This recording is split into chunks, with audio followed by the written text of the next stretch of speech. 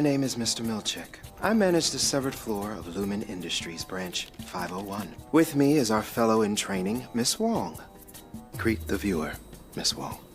Hello. If you're watching this, you've recently made Severance a part of your workplace. As unsevered management, we're entrusted with interpersonal nourishment. To this end, we employ rigorous orientation protocols. Here are the 127 steps to maximizing glee and enforcing a productive workplace.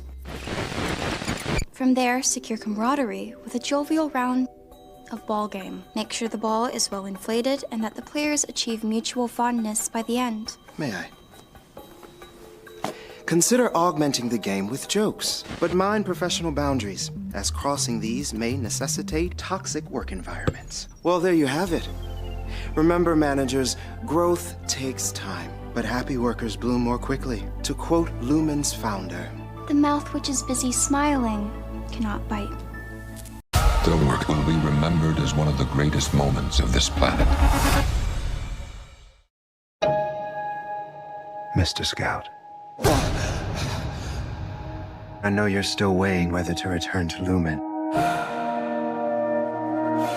But the mark I've come to know is happy. Hello, is anyone there? Is the board on? It's Marquez from Macro...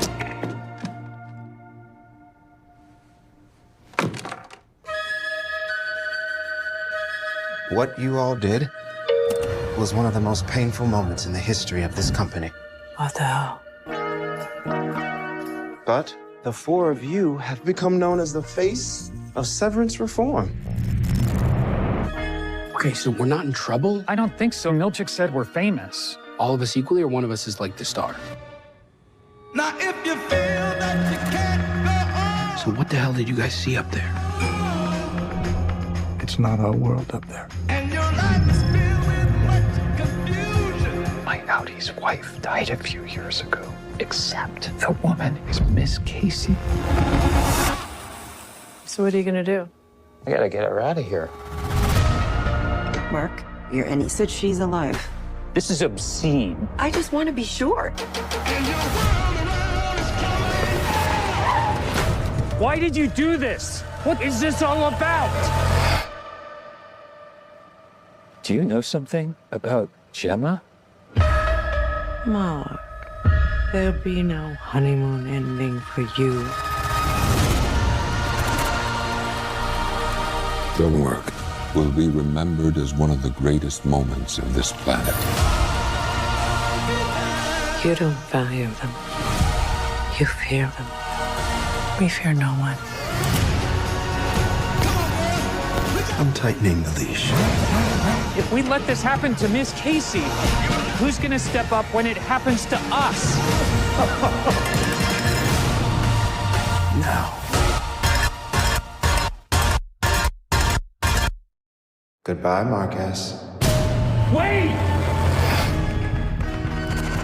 My name is Miss Huang. It's my first day here as deputy manager. Mark W. Why are you a child? Because of when I was born. And here we go. Welcome one, welcome all to Severance Saturday, or should I say Sevy Saturday. I like that one. That one is actually awesome. Sevy's Saturday it is indeed. And what better night to dive into our latest favorite show, Severance Season 2, especially after the episode that we just had this week. Wow, a lot of stuff happened. A lot of stuff happened this week. Stuff that I was not expecting to see until probably the very end of the season. Obviously, Mark finding out that his wife is indeed still alive and stuck inside Lumen. But then, of course, they take it one step further and even dive headfirst into reintegration in only episode 3. Which, if nothing else, it must be a pretty crazy indication as to how the rest of this season is going to go if they're already diving this deep, this fast. So I cannot wait to see what is going to go on from here. I cannot wait to see how this reintegration is going to work. Will it work? Will it be successful? What will happen to Mark's innie? Will he just cease to exist? Will they mold into one and have some weird form of symbiosis? How is this all going to play out? I get the feeling we are going to see some kind of heartbreak somewhere along the way. Either Mark's innie or regular Mark losing his feelings for Gemma even, and maybe developing feelings for Helly, like his innie.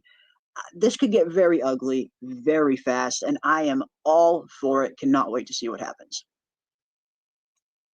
Cannot Oh, I wait. completely agree. Yes.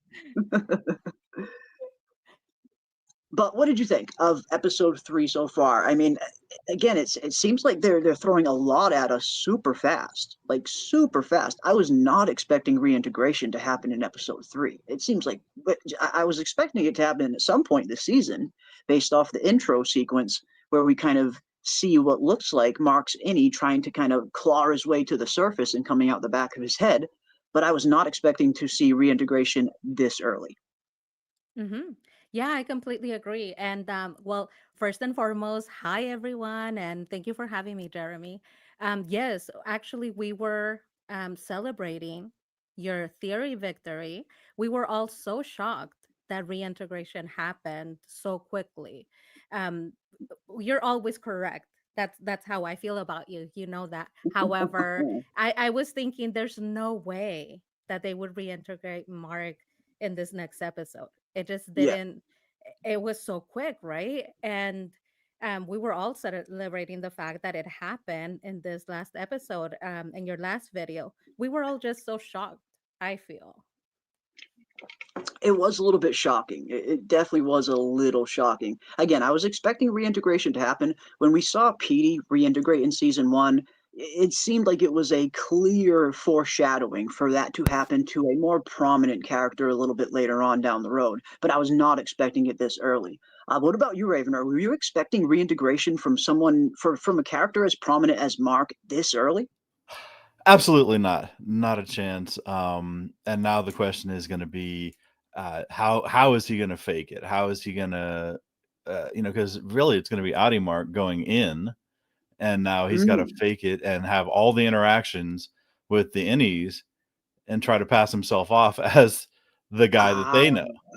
And Shit. that's going to be interesting because, I mean, the same way that Mark and Helly have their relationship. I mean, how is Mark going to pursue his wife while Helly still thinks that she and him have a thing? It's going to be, there's going to be a lot of balancing and a lot of probably awkward silences where I mean, almost like it was when his innie was out, and was completely when the innie appeared at the book at Rickon's book reading. Yeah, they're babies. Like, they're essentially babies. Yeah, and you're in a room full of people, none of whom you know because you've never experienced them. Yeah, and it'll be the exact opposite. So that but you're exactly right. It's very interesting that they chose to do it this early, and I'm not complaining about it at all because I've said this multiple times. The first season I binge watched. I didn't watch the first season until it was already out. So when they had the slow burn, I was able to get, scratch that itch immediately and go on to the next episode.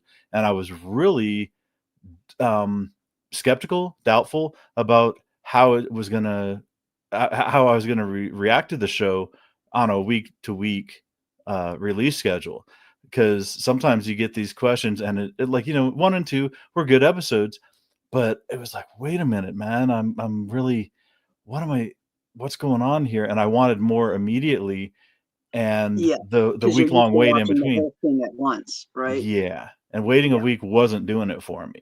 And and I kind of avoided the theorizing and stuff because it's like I just wanted to know. So it was very good for me, and I think good for the show overall that they made a major twist like this early in the season. So I'm way behind it, super behind it. And I like it. Yeah, some of the stuff I was reading on Twitter, and people were like, "Oh my god, they put a twist, like a twist that they could have saved for the finale." Yeah. in episode 3. And I was like, well, I'll be the judge of that, you see, as I was watching the episode. And well, no, yeah, they actually, yeah, they could have this could have been the cliffhanger. They could have had him waking up Mhm. on the table in the season finale. And if the lead up was, the leading episodes were there, it would have been entirely satisfying. So no, this is very intriguing, and it kind of like swallowed up all the stuff that had happened in the meantime, like Yeah. Dylan meeting his wife, his Audi's wife, essentially, Mhm. and Yeah. all the all the stuff in Goatland, all that. Mhm. It Um, overshadowed all of it. Yeah, it really yeah. did because it was just such like a big, profound moment. And you're right. I mean, Mark reintegrating, that does seem like it's like a massive event that you would kind of see in a season finale or something like that, or at the very least way later on in the season. It's a big event. It's a big choice, and it was pretty interesting how Mark didn't even hesitate. I mean, I get it. Once you find out that your wife is potentially still alive in there, he didn't even think about the dangers. He just said, "Yes, let's do this. I want to see my wife again." And you would think out of anybody who might have a little bit of hesitation to reintegrate, it would be Mark, considering he was right there with Petey, seeing what happened to Petey when he reintegrated and seeing the final outcome. But no, he didn't even think about the consequences, didn't even think about the danger. He just wants to reunite with his wife. And yeah, I think it's going to get interesting. I think it's going to get messy between Audi Mark, Any Mark, Helly, um, and Gemma. This could Mhm. be drama the likes we haven't seen, I think. Right, I think so. And yeah, and Audi Mark is completely unaware of any Mark's quest to find Gemma, Yeah. quest to find Miss Casey. So how is the appearance of Audi Mark on the severed floor going to impact the surge? Um, Mm. yeah, I'm Who again, man. knows? I said it the other day, man. I'm gonna watch this episode and I'm gonna be like, aha, and I ain't gonna have any better idea of what's going on than I did before. But I'm like, aha. I don't know why I'm saying aha, but I feel like I should say aha. It feels like it's a aha moment, if nothing else. Yeah, indeed, indeed. Mhm. Yeah, it's again. I'm loving this season so far. Episode 3, I think episode 3 might be my favorite episode of the season so far. I know we're still super early on, but we had some pretty big things, some pretty big reveals, and not only the big reveals that we got on this episode, but also what it's setting up for the rest of the season. Like again, Mark reintegrating this soon, I cannot wait to see the consequences and how that is going to play out over the course of the rest of season 2. Because I get the feeling it's not going to be a very easy road for him. And you and I were talking about this, PM, in terms of, I mean, Mhm. he's essentially in love with two different women right now. I mean, his Audi, of Mhm. course, is in love with Gemma. His Innie is definitely having feelings for Helly. How exactly is this going to play out? How are they going to merge these two brainwaves, these two personalities into one? And how are those feelings going to end up lining up? Like, could we potentially start to see Audi Mark start to develop some feelings for Hell, you think? Hmm. Well, I watched that scene again, the reintegration scene, to gather more information as to how it might work. She specifically tells Mark, "I'm going to sew the version of you that loves her, meaning Gemma, with the version of you who knows and has the answers." Yes. So Yes. what that means to me is that it's not going to be Audi Mark or any Mark. It might be both of them in the same Uh, brain, in the same body at the same time. So you oof. have mentioned this before about multiple personality. And I'm wondering, are we going to potentially see a dynamic like we see when somebody has multiple personalities, where Uh, Audi Mark is going to know everything that any Mark knows, and he's going to have that personality that loves Helly and the one that loves Gemma. Um, it's gonna get super complicated, super messy, and either way, like we were talking about, there's gonna be heartbreak. Somebody has to lose. mhm. There's just no way that this works out. One of the couples, either any Mark and any Helly, or Audi Mark and Gemma, but one of those couples is gonna have to lose. There's just no way around it. I think It, it has it to be does. Helly, right? It has to be Helly that loses because Both Yeah. versions of him are driven to find either Gemma or slash Miss Casey. Mm. True. I mean, even any Mark, yeah, it does seem to have a little bit of a vested interest in finding Miss Casey, even though he might not be in love with her. Mm-hmm. He's still very much invested in finding her because he considers her as an innie. Like this is an innie problem. Like he says to the goat people when the goat people are refusing to help at first, he says, "This isn't a me problem. This is an innie problem. What's going to happen if next they come for one of us? Who's going to stand up for us?" Kind of thing. So I did like that aspect of him trying to kind of rally the troops, rally the innies in terms of being one collective to kind of get each other's back. Um, and I love how the Mm-hmm. interdepartments, how all of the different departments seem to just be incredibly terrified of one another. I love that. Gwendolyn Christie's character pops up, and the first thing she says, Are you here to kill me?" Holding like a big pair of shears. Like, what the fuck is going on? Yeah. And Let me I see your do think, belly. yeah, let me see your belly, which again was a huge callback to season one when Mhm. Christopher Walken told Irving that he heard rumors that the MDR people are walking around with literal pouches and how they have larvae in their pouches that jump out and attack and kill people. Like, where are all these stories coming from? Why do all of these departments fear one another?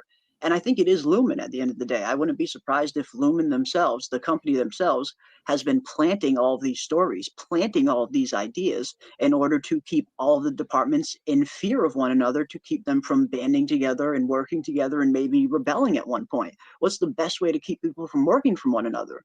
Well, get them to fear each other, I guess. Yeah, and Mm-hmm. looking Yeah. at the people in Goatland, it was or mammalian what they call it, mammalian something. Um, Now imagine those guys as outies. There has to be. I know there's a lot of postulation about innies that are only innies that they have no outies. Look at the people because Mark as an outie, he has to get even when he's getting ready for work, he has to shave and dress nice in the same suit. Helly dresses nice. Irving and Dylan all have a suit before they walk through the door. Yeah. But those guys in mammalian research or whatever it is, Yeah. they do not. Yeah, Mammalian nursery or something. Yeah. they do not appear to be. I wonder what they would look like outside. I wonder what their outie life would be because they certainly, Yeah. and Mark changes watches. Everybody has their ritual before they walk through the door to the severed floor. Hmm. What situation do you put on a goat's head or whatever? Mm-hmm.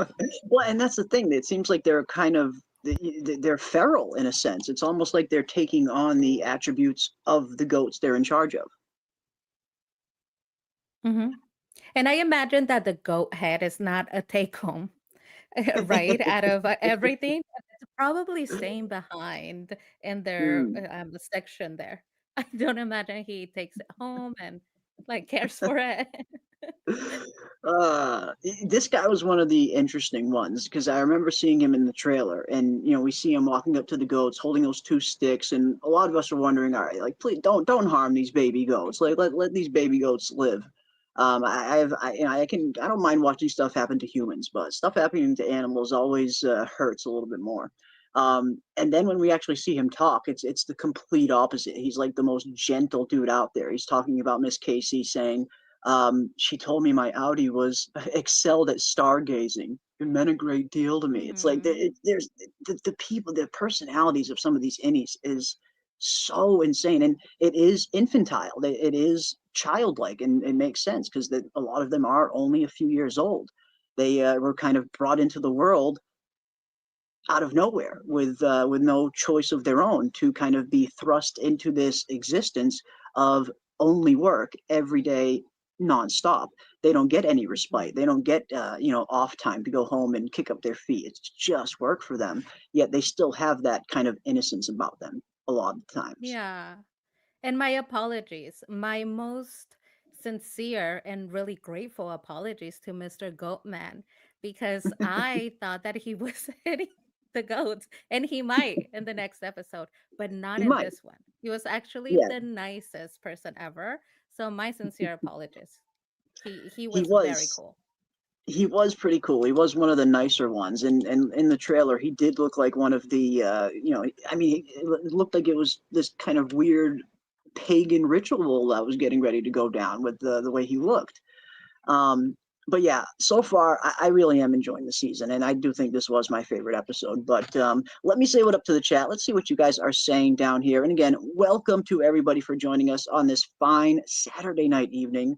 I say fine Saturday night evening, but it's actually a cold and snowy Saturday night evening where I am. We're getting snow left and right now. After having a whole winter of practically no snow, now we're getting snow once a week, it seems, and it sucks. But we are going to have a lot of fun anyway, diving into all things Severance.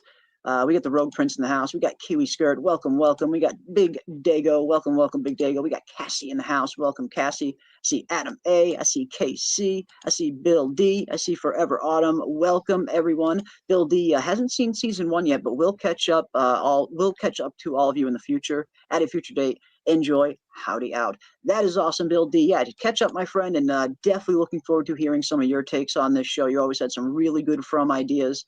So love to hear what you think about Severance when you are done watching up. And Kiwi caught up as well. I mean, I know Kiwi hadn't seen any of Severance when season 2 was coming around, and it's awesome to see that she's caught up and she's now on board, diving into it with the rest of us. I like that. I like that. We got Vanessa M in the house. What is up, Vanessa? Good to see you as well. We got Golden Child throwing up the goats. Yes. What is up with the goats? That's another thing. I mean, this was a goat-filled episode, yes. But in terms of finding out like what exactly the goats are for, what is their purpose, how do they fit into the overall main plot, we got absolutely nothing to that avail. Saw a lot of goats, but still didn't learn anything about said goats. We got Minerva in the house. What is up, Minerva? We got Pam Jam. Welcome, Pam Jam. Good to see you as well.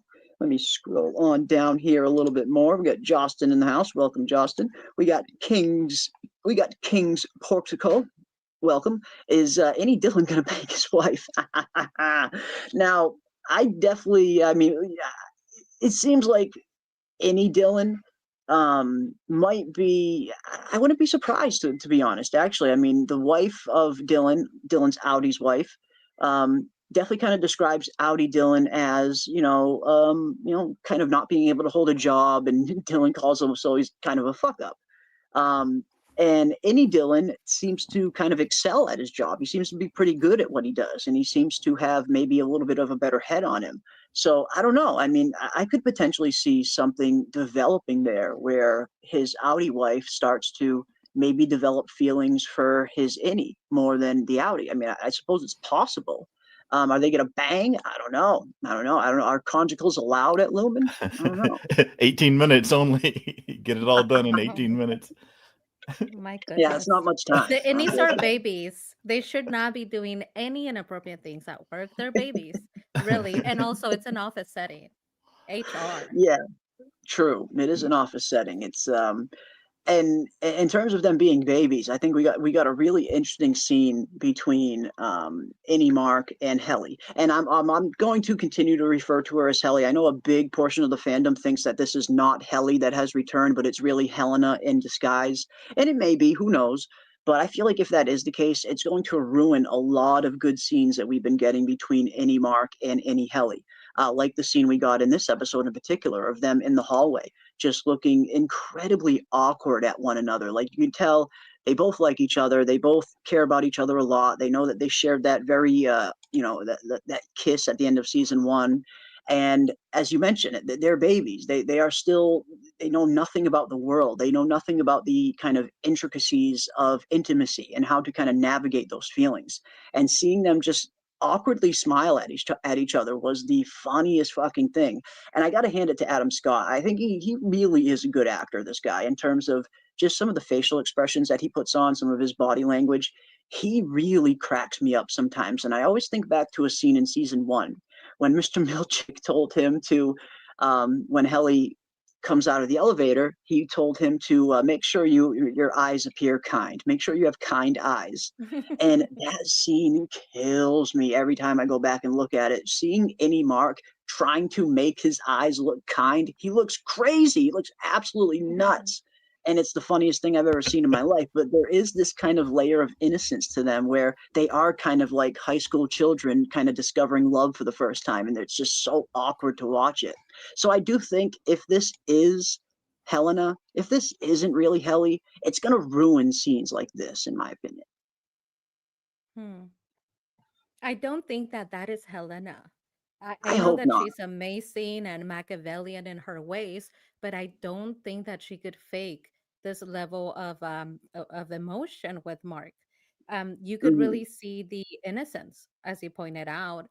When they were looking at each other, they would stop laughing completely. It was so cute. Yeah. Become very serious because they didn't know what's going on, and then one of them would laugh, and the other one would then smile. And I just don't think that Elena has that innocence to be able to pull this off. I'm really Ah, hoping that it's Helly. Also, not talking about the Helly and Gemma situation, when Mark Innie says, in a way, I have to look for Gemma, she's my wife in a way, right? Helly mhm. immediately tells him, no, that's not your wife, that's your Audi's wife. She's not your wife. Yes. So I think that that could be divisive, because even if he has the same goal of looking for Gemma, he has Helly, who he actually has feelings for, saying that's not your wife. She could potentially even maybe convince him to stop looking for Gemma altogether. That's a good point. I mean, yeah, I mean, because she does kind of have a vested interest at this point. She does care for him. She cares for any Mark, and I imagine she does want to pursue whatever this is. And yeah, I mean, any Mark has this kind of sense of loyalty to his Audi, trying to find Gemma for his Audi. But I believe it is in that sense. He's trying to do it for his Audi, not so much for him. I think he wants to help Miss Casey in the sense of her being an Audi and being her being an innie and being stuck in a very dangerous situation wherever she is. I think Innie Mark definitely wants to help Miss Casey, but in terms of his feelings, yeah, it seems like his feelings are reserved for Helly. So yeah, I don't know. I mean, I know a lot of people think it's Helena, but I think it will ruin a lot of good scenes and a lot of interesting story arcs if this turns out to not be Helly. I really hope it is Helly, personally. Yeah, yeah. Now, going back to what you're saying about Mark, like Milchick telling Mark to put on the kind eyes, we almost saw that that little interaction that Milchick and Natalie had with the board, Yes. and it was you almost saw Milchick realize, because when Natalie gave that fake smile at the end, that big vacant smile to him, he was like, "Oh, you're using our tactics on me." That was so, something's not right with Milchick. I think he's, his faith is being shaken, I think. Probably so after that gift. I mean, it was such a weird scene in general. And especially hearing Ben Stiller talk about it in the behind the scenes, it made the scene even feel even more weird and uncomfortable. But yeah, I mean, could this be one of the things that does shake his faith in Lumen? I mean, I would love if at one point Milchick does kind of, rise up and he does kind of start helping the innies and maybe he does turn against Lumen. He seems so dedicated to them up until this point, but something like this, like, yeah, you look at the look on his face. You can tell he's offended by this gift, and I don't blame him. Hmm. But yeah, could we potentially see Milchick turn at some point on Lumen? I would love to see that storyline. Yeah, and one of our sevis actually, Golden Child, um, while watching your last video, we were discussing this particular scene. And I think that Golden Child, like, he's got it down. It looked like not only was he offended, but he was shocked at the gift being a racial gift. Because Yeah. instead of just being a beautiful painting of the company that he loves working for, they decided to add that level of race. And Hmm. so we know that he has $1 million smile, and he was not smiling. He's always True. smiling. Um, he doesn't smile not once, and he looks at her with the expectation of understanding. She Yeah. also looks very uncomfortable, and there's a tiny little section in the scene where she stops smiling and looks at him as to say, I know. this is so bad, I know, but Mm, they're listening. I got the same gift and I loved it, right? To say, like, you love it, right? You love it. And so she gives him this beautiful smile because she also has another beautiful smile. I would like to see them Mm. smiling at each other.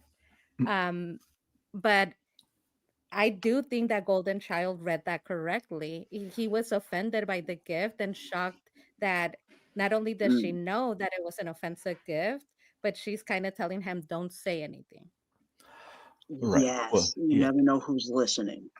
And everybody has to be on board with the with the program. You have to be you're instructed that you're to be supportive. You're instructed that you're to be appreciative of this, and there isn't going to be any dissent, or else you'll find yourself out of that chair. Yeah. You're not going to be running the floor, and it is very, very strange how they pulled that off. And again, it speaks to the level of like disconnect and weirdness of Lumen altogether, that they would even Yeah. think that that was appropriate, that was something to do. Well, why don't we just Photoshop you into the picture? It's like, wait, why? And like change it and edit it in. Now, why would you? I mean, at what level does that become okay? Mhm. Unless there's some just profound warped mentality and that runs through the core of Lumen. And I think we all know that yes, there is a profound warped mentality that runs through Lumen. Yeah. No, it is a major lack of self-awareness, absolutely, and like you said, it does speak to a massive disconnect at, the higher ups at Lumen compared to, their own employees, let alone the rest of the world, just the disconnect between their own employees and them. There's a major disconnect there, like, exactly, a gift like this, they should have known right off the bat that this was not okay. This was not something that was, you know this is not something that was ever going to be appreciated. And it sucks because Milchick, like you said, he kind of stands there and it's almost like he's forced to appreciate it. He's forced to kind of just eat it Mhm. in that moment. Even though you can tell it definitely kind of hurts him. Like you mentioned, PM, he's always smiling. Milchick always has a massive smile on. This is the first time I've ever seen a look like this on Milchick's face. Ever. Mhm. I've never seen this kind of look on his face before. Maybe when Dylan bites him in season one, he has a similar look. But yeah, you can tell that it's not even like he's mad. It's almost like he's just incredibly shocked. Like he Mhm. can't even really process what he just saw. And it's a huge disconnect between the Lumen higher ups and their own employees and what is and isn't okay. Hmm. Well, we kind of discussed this on the last live, um, where we were talking about the union outfit that Egan wears, that Kier wears, right? Yeah. We discussed the fact that Lumen did start directly after slavery was abolished. And while he wears a union uniform, the Mm, whole Lumen motto is indentured servitude. yeah. So when we question who would think that this is appropriate, it's Lumen. It's a company who bases their entire service in enslaving people or parts of people so that they are just simply dedicated to work. So it kind of matches up with that aspect of Lumen. But I 100% agree. For Milkshake, I think that he genuinely wanted to do his job in the best way possible. That's just Yeah. how I read him. I know Mhm. that sometimes he does things that are not so positive, but I do believe that he does them in the kindest and most effective way that he can. And so for him to receive a gift like this shows him that he's not seen as just an amazing manager. He's seen as his race first, Yeah. and then what he does for the company. And I think Mhm. that's where the disappointment lies. And I do think it is, and I think that it is a good word to describe it. It's not, it's not anger. It's disappointment. It's disappointment in a company not valuing you for your position and for what you have done for the company. It's like you're going out of your way to point out I'm not a manager. I'm a manager of color.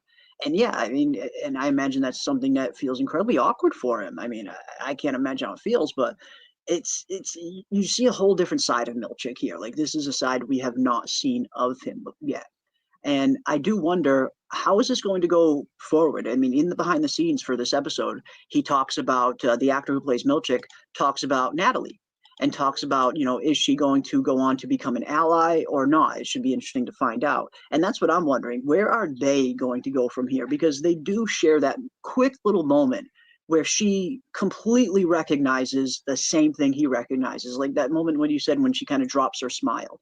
And it's only for a split second, but you can tell she recognizes it. She knows how messed up this is too, because hell, apparently she got the same freaking gift. So she knows that this is messed up on a kind of different level. So I do wonder if this is going to bring these two characters closer together. Maybe not in a chemistry kind of way where they start to develop feelings for one another, but maybe at the least in a sense where they do become allies or become just friends. I am looking forward to seeing where they go from here, because Natalie does kind of also come off very similar to Milchick in a sense where she seemed to be just incredibly loyal to the company, the go-to between the employees and the board, which is a very high up position. So she's definitely very valued and trusted at the very least. But at the same time, she also has, she's also looked at in the same manner that Milchick is looked at if she's was given the same gift as well. So I am wondering, where are these two characters going to go from here? Could we potentially see a alliance of sorts starting to develop between Milchick and Natalie, I wonder? But it seems like I mean, that's what Lumen is in the business of, is creating different realities for different people. The same way that they created like the different paintings of uh, the MDR massacre and the optics and design or whatever. Like there was two different versions of that, one for each section. Yeah. It seems like Lumen is perfectly comfortable. Like, okay, well, Milchick's a black guy. Well, let's just make a Kier painting, except have him black, and or incorporate parts like tailor it for each individual person. And they just feel like that's what they do. That's the level of control they have. They create different realities for different people, and I mean they're doing that for the innies daily, creating a different reality for each individual person. It's just it's so bizarre, it's so dystopian. But It is. It is dystopian. That's actually a pretty good way to describe it. And I think we see a lot of that aspect in Lumen. It does kind of almost feel like it is set in a dystopian world at sometimes, and not just these kinds of vibes, but even the very aesthetic of Lumen and the world that it's set in itself. And we've talked a little bit about this in the past, but it's kind of hard to nail down like what kind of time period this is. It definitely seems like at the very least it's an alternate version of Earth. Certainly not our Earth. And I think we get an indication of that at the beginning of season 2 as well, when we hear the Keanu Reeves orientation video and he talks about Lumen being active in 206 different countries around the world. We don't even have 206 countries in our world. So I do get the sense that it is set in an alternate kind of Earth in a sense, where it's almost an amalgamation of kind of different time periods where we see some of the technology, the computers, the headphones, all of that stuff working at Lumen. It all looks like it's kind of 70s, 80s style, wicked early versions of computers in terms of the technology. It's not very high tech. We don't see any touch screens or anything like that anywhere. But then again, we also see some clothing that does look very modern, like it is straight out of the 2020s. But then you look at a lot of the tech, it does look like it's straight out of the 80s. So it's a very interesting aesthetic that they have set up here, where it almost seems like it is a kind of dystopian alternate Earth that the entire world is set in, where you see some modern things represented, but you also see some incredibly retro things represented as well. Like Milchick's hair in season 1, straight out of the 80s. He got that 80s little disco fro going on. So I like the aesthetic that they're kind of playing with here on the show, where it is kind of a mix of all of these, of a few different kind of time periods, kind of mashed into one. We actually were talking about this, right? The scene where Elena is leaving work and she's about to get into this vehicle. She's a very wealthy person. Even in that Mhm. dystopian world, she's part of, I'm assuming, the wealthiest family, right? The Lumen industry family. And Yeah. her vehicle, the vehicle that she's getting into, it's not a modern vehicle. It's definitely a luxury vehicle, but not a modern one. However, when Yeah. she makes the call to the board, or to the secretary, right, to get them to speak with her and the board. She's Mhm. has an iPhone, so she has a modern iPhone, something that we would have, um, which tells me that once again it's the monopoly that Lumen has basically taken over all of industry.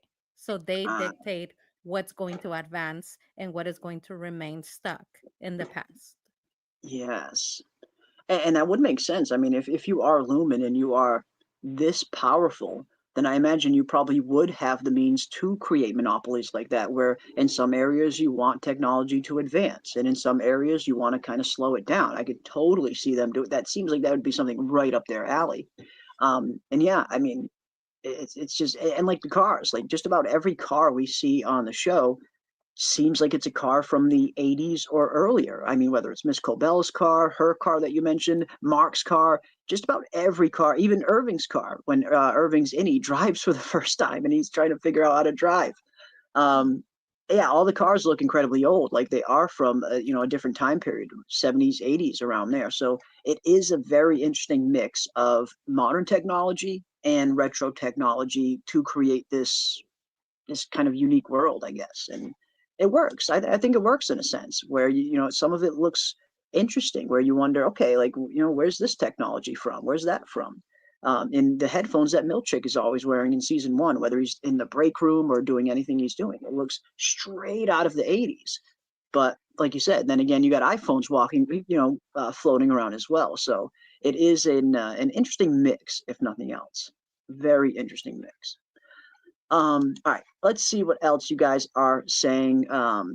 Let's see what else you guys are saying. Let me scroll down here.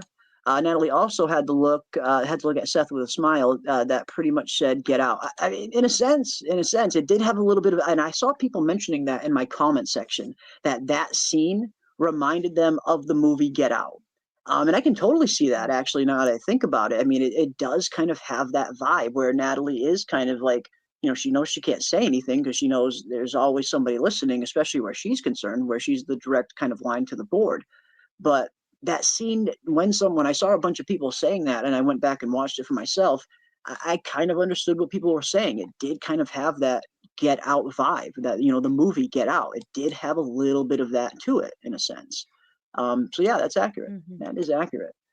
Still got to watch episode 3, Severance. How was it? It was a good episode. It was a really, really good episode. I think episode 3 was probably one of the best ones we've had this season. Yeah, I really did enjoy it.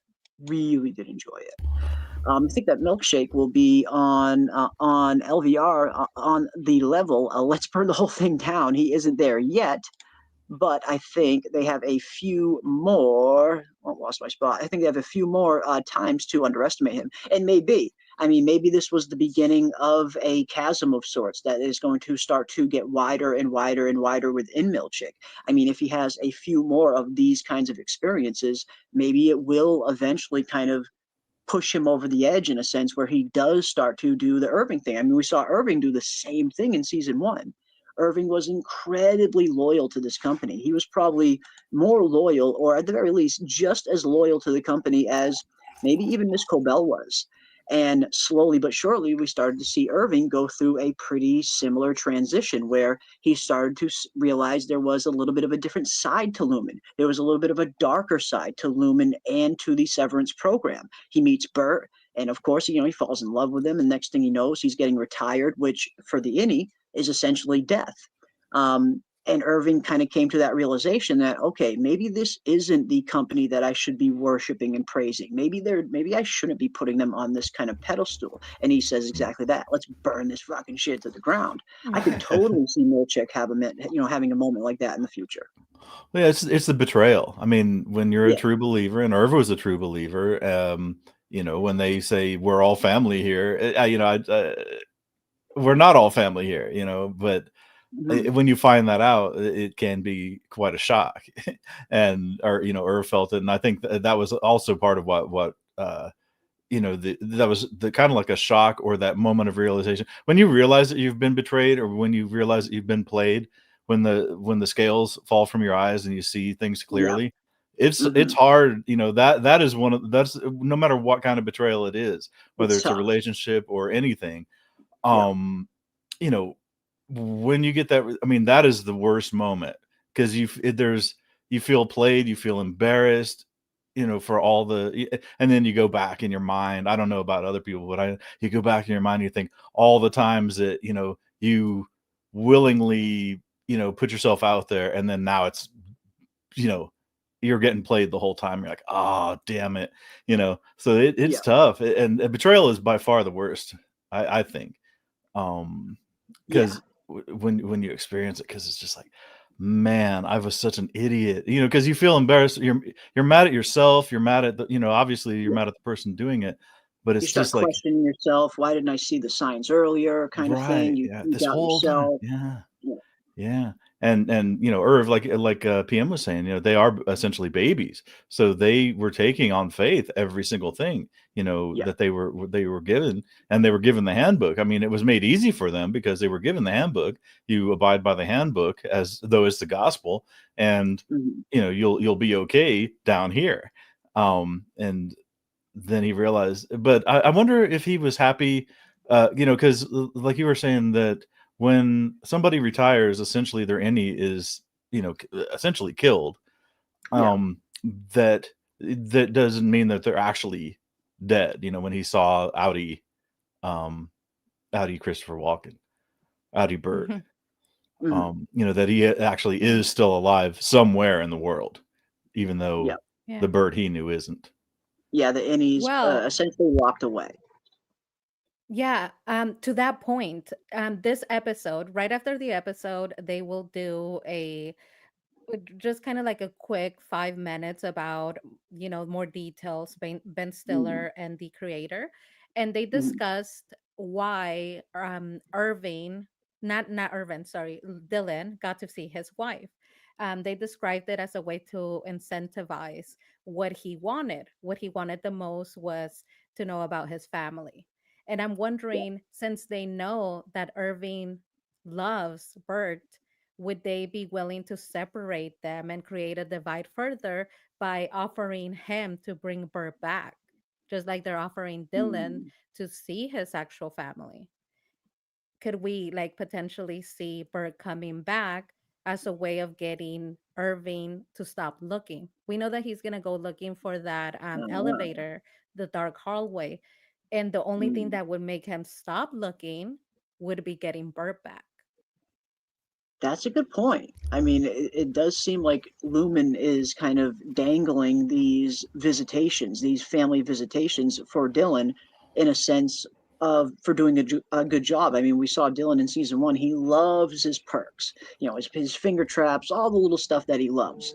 And now this is his perk. This is the ultimate perk for Dylan. Do a good job, stay in line, do what you're told, meet quota, and you'll be able to have these visitations with your family. And yeah, I could definitely see something similar developing with Irving. Like if Irving does start to go off on his own, and he does start to search for this hallway, and he does start to become maybe less productive, I could totally see them, as simply only as a way to just get him back in line and to become a more proficient worker, kind of dangle a visitation of Bert, in front of him. But then again, they would have to get Audi Bert to agree to that, which might be a little tough considering it looks like he's happily married. So Right. Yeah, I was thinking about that. The offer that Lumen would have to make to Audi Bert, like, hey, another innie was in love with your innie self, and so now we need you to come out of so now we need you to come out of retirement and go to work again for 8 hours a day. But then again, Audi They don't have to tell him. That's true. They don't really have to tell him. They could just tell him that, we need your innie, we need access to your innie for yada yada. They could kind of feed him any excuse. That is a good point. But I kind of want to know what the hell is going on with Bert in general. I mean, why is he following Audi Irving? Is it just because Audi Irving was banging on his door at the end of season 1 saying Bert, Bert, Bert, Bert, Bert? In season 2, we see Irving make that phone call. And you did a great video on that phone call, PM. I highly suggest everybody check out PM's channel in her latest video. She did a really good breakdown of Irving's conversation and what it could potentially mean.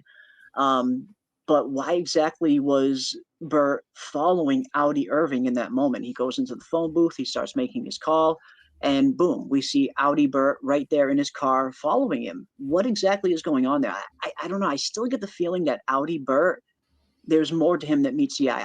I get the feeling he's not just a former severed employee. Something tells me he's going to have a much deeper connection to this story.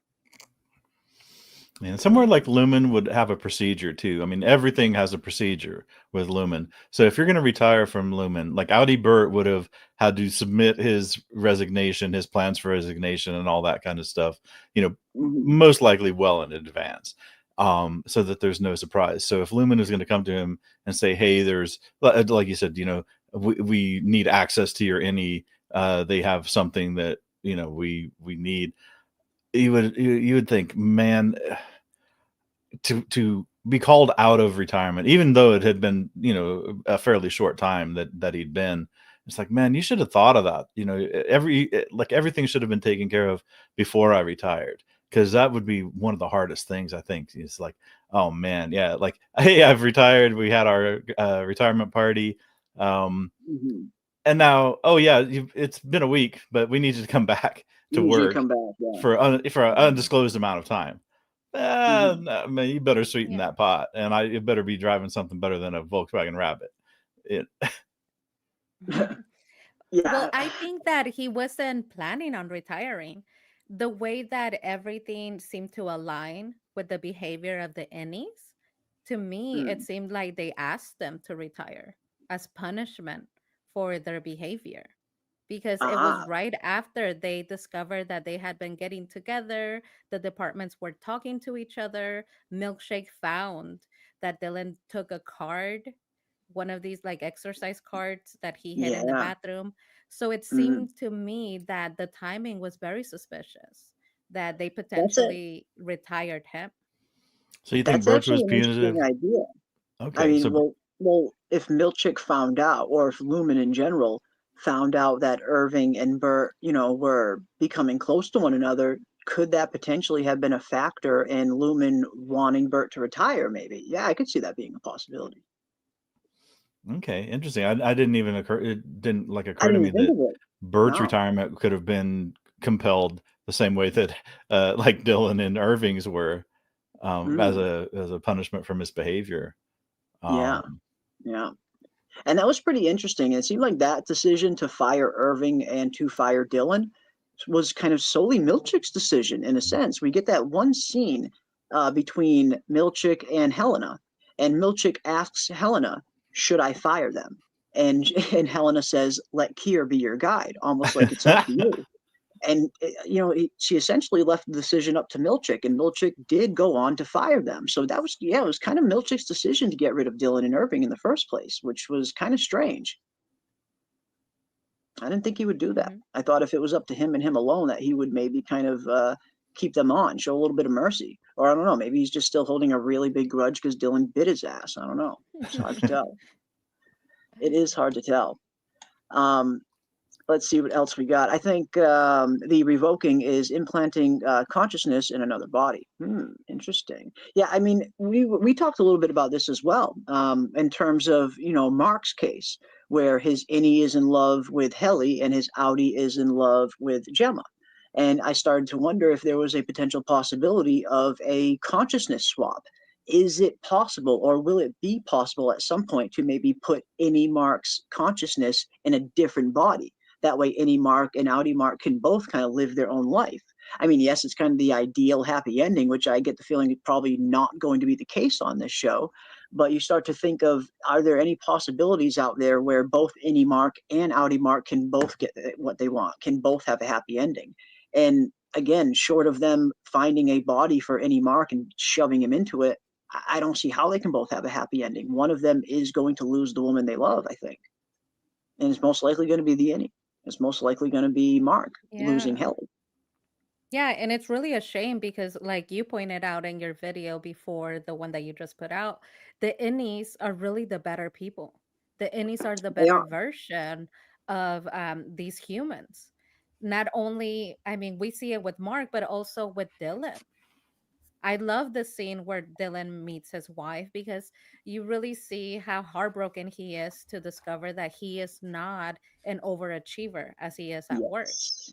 that he's actually a very irresponsible and just not the best guy, right? Mm. It was hilarious the way that he kind of goes about getting information. I guess I didn't realize the way Dylan speaks. Very just blunt and simplified when he's Yeah. asking her like, Is he a why dick? is he dumb? Yeah, he dumb. Is he dumb? Is he a dick? Oh, so he's kind of like a Yeah. fuck up. Yeah, just very blunt. And also very heartwarming when he assures her because she's concerned about him potentially losing the job. He assures her, I'm gonna be okay. I'm gonna make y'all proud, he says. Which I imagine Yeah. to Dylan's wife that meant the world because Hmm. regular Dylan is such an irresponsible person. Yeah.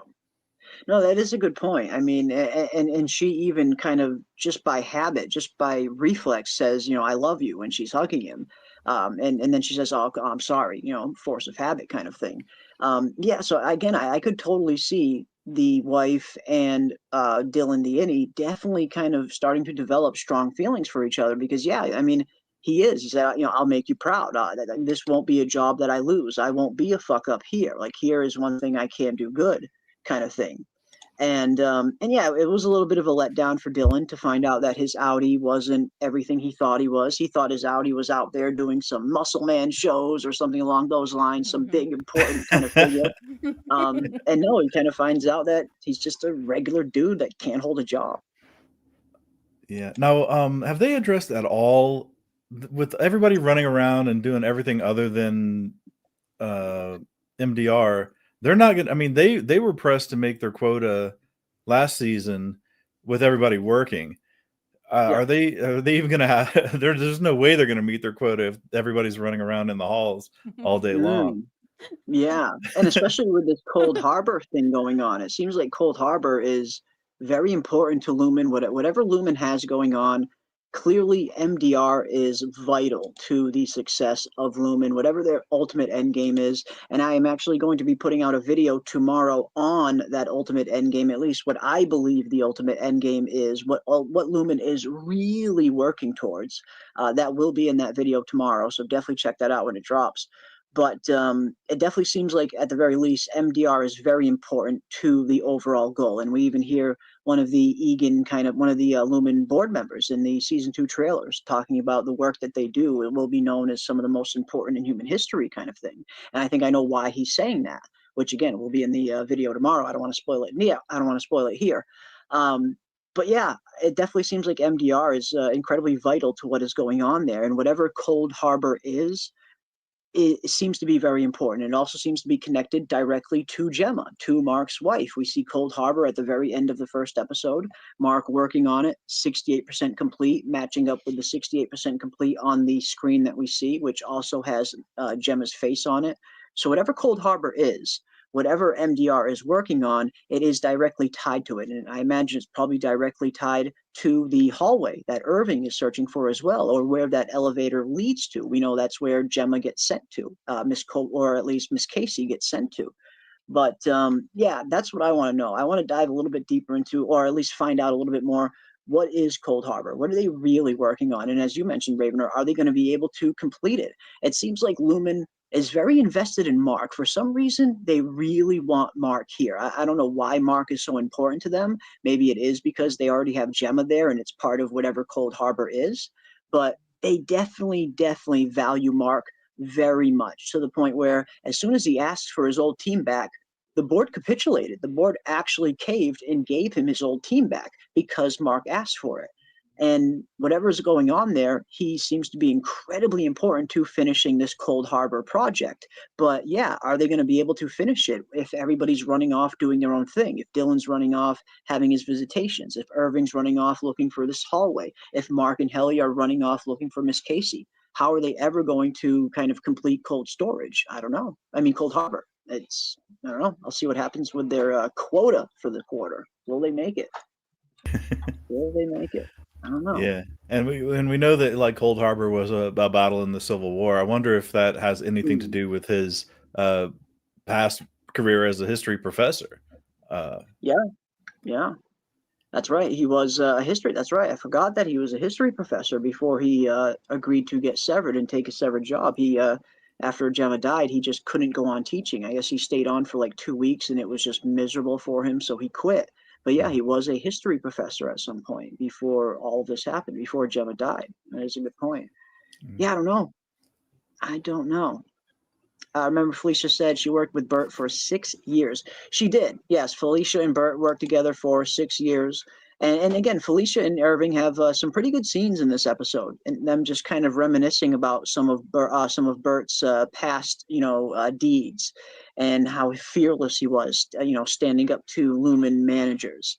And we get a very specific mention to Beard Egan in that scene, specifically Beard Egan, which is going to tie heavily into my video tomorrow in terms of who he is and what role he might be playing currently in the story, who was, of course, the fourth CEO in Lumen history back in the 70s.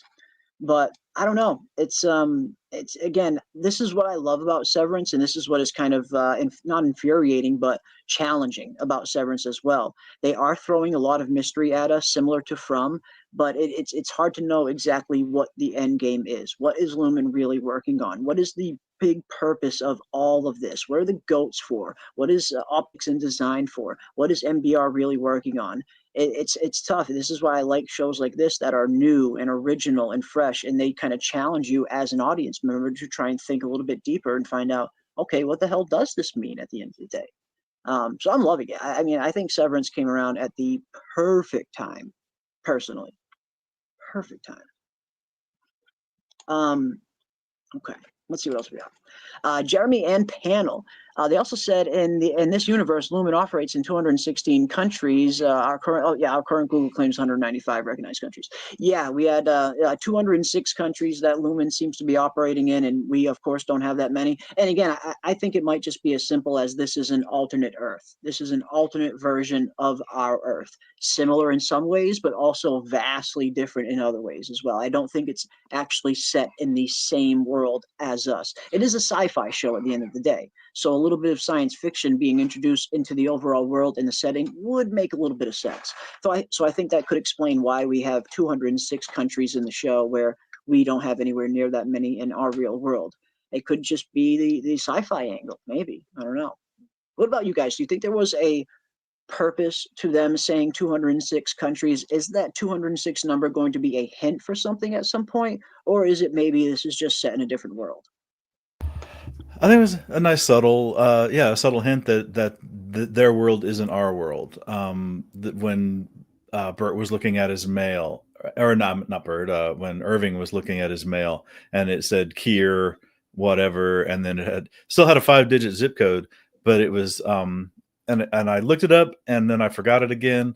Somewhere in New Jersey, it was 07 whatever zip code, somewhere in New Jersey, but it just the indication was that it's a place, it has an address just like we have addresses. It had a zip code just like we have zip codes. But no, this isn't the world. This isn't our world. And the way you guys were talking about like the technology, the disparity, and the cars look like the K cars out of the 80s, like square and boxy. Even when I was looking at Mark pulling up in his the Volvo, I was like, God damn, that is a boxy. Volvos we're always boxy, but that is super boxy. But in the 80s, yeah, like the K cars and stuff, everything was that had that certain characteristic shape. But yeah, it's just a lot of indication, and I could not get over that beater that Selvig drives. That she's sleeping. She lives in it now. Yeah, fuck. How's she squealing her tires on wet pavement too? I'm like, not in that vehicle. You're not. How far the mighty have fallen. Mrs. Selvig, she's on the run. She has nowhere to go. Obviously, she fled her home after her whole cover was just completely blown out of the water. And now, yeah, she's fucking living out of her damn car, her freaking nasty little car. Fucking poor thing. Oh man. Yeah, all right. Awesome stuff. Awesome stuff. All right, now what do we think about the goat people overall? I mean, do we think that we're going to see Mm. more of the goat people? I mean, it seems like the goats are going to be important in some way, right? I imagine you don't introduce something this bizarre, something this out of world. You don't you just don't introduce something like this unless it's going to play some kind of vital role in the show. Does anybody on the panel and on the chat, what do you guys think about the goats? What are some of the theories surrounding the goats? What are the purpose of the goats? Why are they here at Lumen? What is Lumen using them for? PM, do you have any idea what's up with these goats? I mean, the goats are important, right? The work is mysterious and the goats are important. That's for certain. And I love the goat people. So I really want to see more of the goat people, maybe even working with Mark. Maybe all the departments will come together and unionize, like you stated Ah, in the last live stream. Um, and of course, I love the goat manager. She's this Amazonian, just like beautiful and like robust goat person. So I need to see her more. I want her to help Mark. And I feel like she could take down Milkshake. She's like their ooh, best ally. Yeah.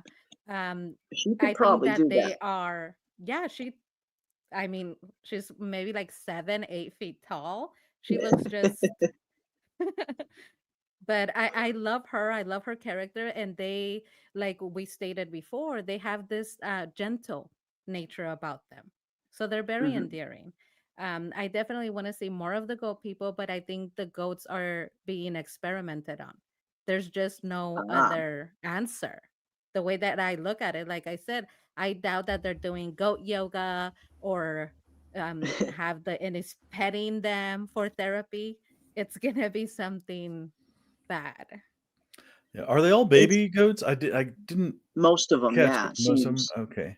Yeah, seems because in season one, when we first see the goats, when Mark enters the room, the smaller room, that's what the guy says. He says, "Oh no, they're not ready yet. They're not ready yet. Get out, get out!" Like he was super afraid to give up this goat because maybe he knows where it's going to end up.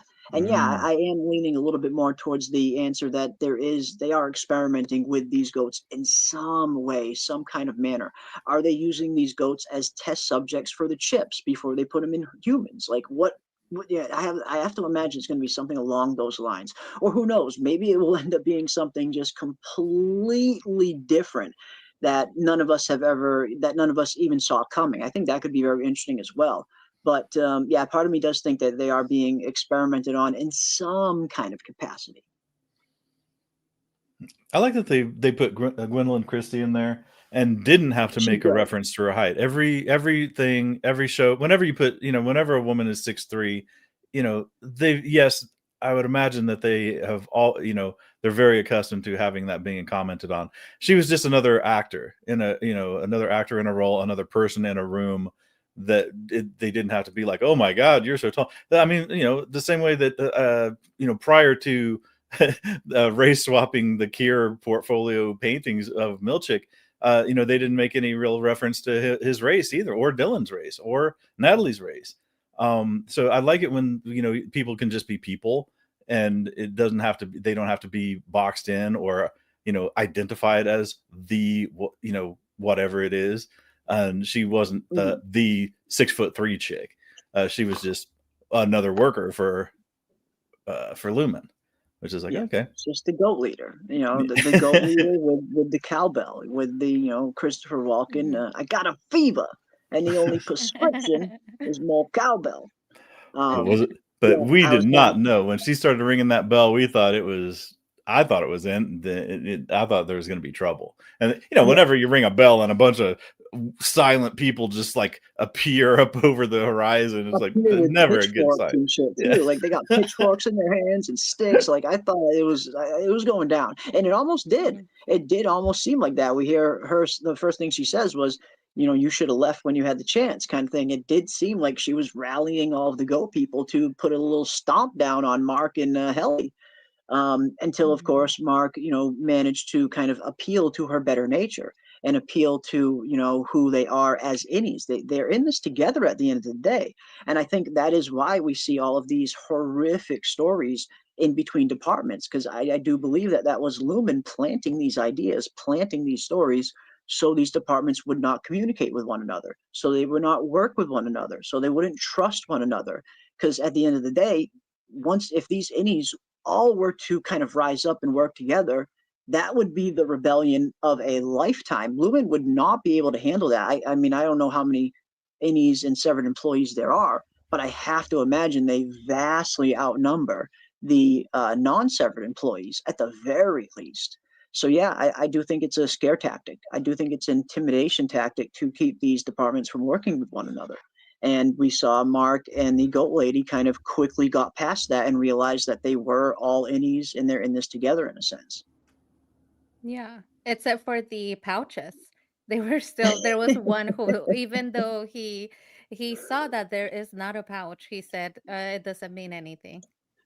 Right, That's right. right. That's right. And that was the same guy they saw in season one. In season one, when they first open that door, and there's just that one guy feeding the baby goat. That's that same freaking guy that was saying, "Oh, she's not ready yet. She's not ready yet." But Hmm. but yeah, I mean, the pouches were proven to not be true, and it won just about everybody over except that one guy. He says, "Yeah, that doesn't prove anything." He's still not trusting, I guess. I don't know. You still got to Yeah, win but that one guy over.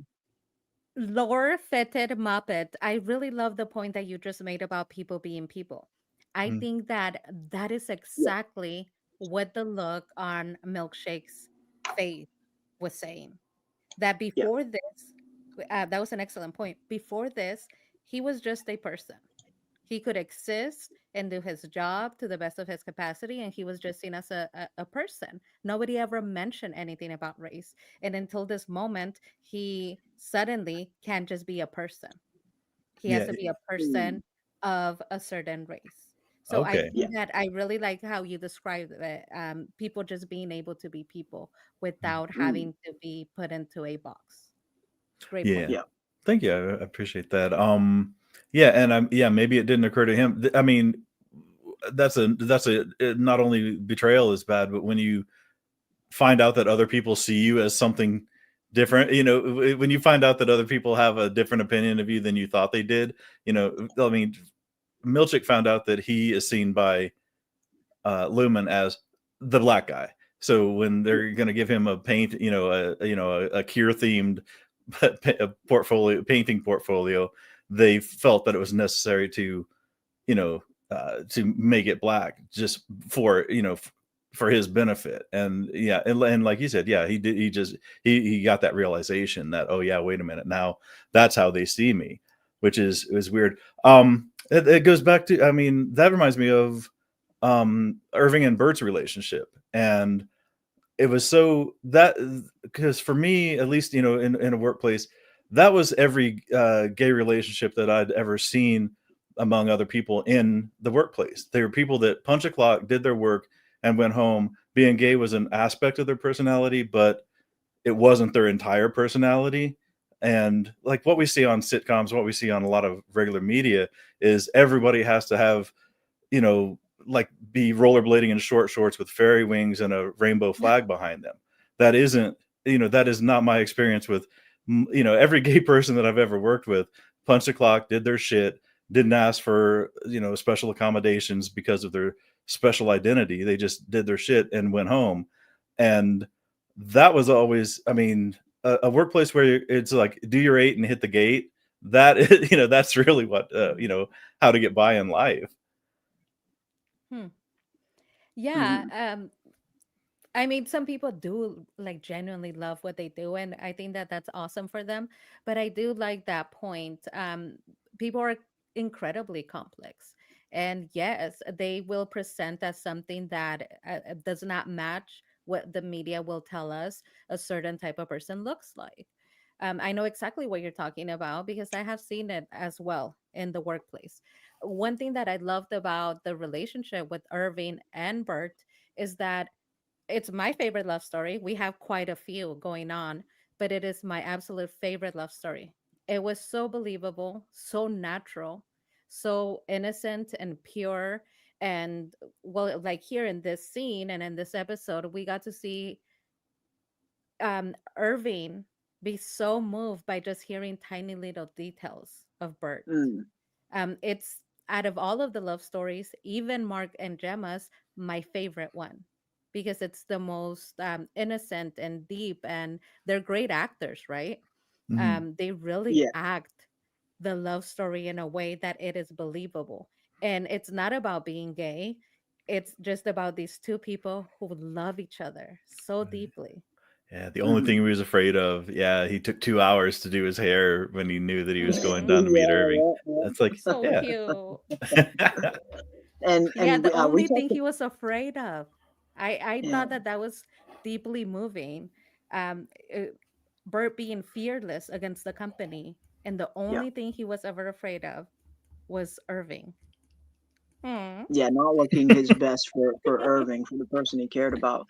And you mentioned the acting, and it is, I always love pointing out good performances in a TV show. Sometimes I'm drawn to, like, sometimes I don't really have a favorite character.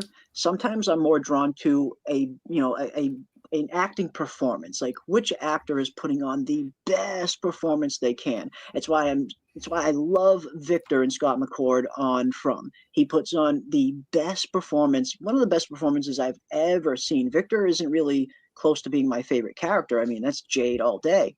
But I love the acting performance of Scott McCord on From because he's just such a good actor in that role. And I do think that is similar here with Irving and Burr and John and Christopher Walken. And we talked about this a little bit last week or during the last live stream, but John Turturro, when he was approached to accept this role and to accept the role, knowing that he was going to have a pretty prominent storyline with, knowing that his character was going to be gay and have a love interest. When he was approached by Ben Stiller to take this role, he said, "The only way I will accept this role is if we get Christopher Walken to play my love interest, because John Turturro and Christopher Walken are incredibly good friends in real life. John Turturro knew that if we cast Christopher Walken, the chemistry would be real. It would feel real. It would feel like a real relationship because they're so comfortable with each other because they're best friends. So that was a really interesting detail where he was very adamant. If I'm going to take this role, if I'm going to take on this storyline, it has to be Christopher Walken. And again, he called up Christopher Walken in a heartbeat, and Christopher was more than happy to take the role. He thought it was going to be a lot of fun. Hmm. So that was really interesting. Sometimes you just you see a really good acting performance from two actors or one actor, and it really just drives home the performance in a nutshell. And I think that's why so many people were drawn to the relationship between Bert and Irving. It was unconventional. It was real. It was raw. It was authentic. And I think that's a big reason for that was the actors, because John knew that he was going to be able to do these scenes and do them comfortably with Christopher Walken because of how close they were. Yeah, and it was. I thought I mean, for Christopher Walken to be anybody other than Christopher Walken in a role is, Right. it's pretty. It's like in Pulp Fiction, Christopher Walken played Christopher Walken. There's a lot of actors who play themselves in every role that they're in. Yeah. But this one, you could almost believe that was Bert. Do you have a still of Bert? Because you look at that hair and say 2 hours on that hair. I do have a still on Bert. Let me find it. That's what's kind of funny. But Yeah, Yeah. good old Talking fucking about Bert. hair, Mark's hair is fabulous. I see Mm. people in the chat saying that everybody is fabulous, and that is true. But Mark's hair, he has really nice hair. When he said 2 hours, I was thinking, well, who really has the best hair in the show? And I think it's Mark. Maybe, and it's pretty interesting to know that his hair is fake, 100% fake. But they make it look so good. They make it look so real, and he does have. I liked how they made Mark look in the first episode of season 2 when he's coming out of the elevator and he's doing the kind of Tom Cruise running scene. He really did channel Tom Cruise in so many ways. Not only did he study the way Tom Cruise runs for months before he kind of got his run down, but even his facial features, even like his face, his facial structure, his hair, he looked like Tom Cruise. He looked like him, and there was so many scenes where I saw, holy shit, he looks just fucking like Tom Cruise. But yeah, Mark's got some good hair. Mark's got a good head of hair. It's and I was very surprised to know that it was fake, that it was not all fake, but extensions. You know, because his hair, Adam Scott's hair, is really short. But yeah, I mean, he's got some good hair. I think the people at House of the Dragon could really learn a thing or two from the cast and crew of Severance, because that's always been one of the big complaints on House of the Dragon. The wigs look fucking horrible. They look so horrible. Yeah, And they they look do. like They look bad. like They look really bad. the Libman mop aisle at Home Depot. Yeah, It's a mop. They look like mops. They really do look like freaking mops. They're bad. They're Well, super and bad. Julie, our family knows it. We know about bad hair. So we really do appreciate Oh the yeah. Severance hair because we know about bad hair. We have been burned by bad hair. Christie's haircut, but Christy. also Julie's wig. We were all horrified over Julie's short black bob wig. It wasn't a good look. It wasn't. It wasn't the best look, unfortunately. It really wasn't. And it really will stand out every once in a while. Like, I mean, having a good head of hair might not sound like the most important thing in the wardrobe, but it is. It does start to kind of stand out. It will start to look incredibly weird if it's not done right. And you know, again, House of the Dragon was a huge example of this. Like everybody was talking about it during season one. These just horrible wigs that they had saddled these characters with. It really did throw some of the scenes off where you were kind of so distracted by how horrible the hair was that it would take you out of the scene a little bit. You couldn't really appreciate the acting because the hair was just so fucking bad. So yeah, they need some help. House of the Dragon needs some help from Severance. And Milchick, I think Milchick's got a freaking great head of hair. He's got a phenomenal head of hair. Milchick, really Oh, good. yes. Natalie too. Natalie, we Yeah. got to see Natalie more up close. I don't think that she had like this much screen time. And I realized that she has a beautiful smile. Like she's incredibly Yeah. beautiful, Natalie. And her smile was almost better than Milkshake's. And he had until now, until recently, until I saw Natalie, the best smile, I think, in the show. Ooh, okay. So you think Natalie is her smile is better than Milkshake's? Yeah, I think Milkshake is Wow. number 2 now. Damn. Okay, Milkshake, you're getting dethroned, bro. You are getting dethroned. Yeah, she did have a really good smile. She definitely did, and you can't deny that. All right, here we go. Here's Christopher Walken. Here's the hair that he spent 2 hours on. Let me see if I have a better one than that. I'm sure I do. Here we go. Here's some better ones. Yeah, 2 hours on that hair right there. I could see it. 2 It has a hours. lot of volume. Look at that. It stands right up. That's Stand right voluminous up. and It's super beautiful. thick. Yeah. Oh man. Yeah, I want to see more of Christopher Walken, and we are going to see him in episode 4. I have been given a little sneak preview. I have somebody, a fan of the channel and a fan of Severance, and you know, again, if you're out there, I don't know if you watch I imagine you probably watch the streams.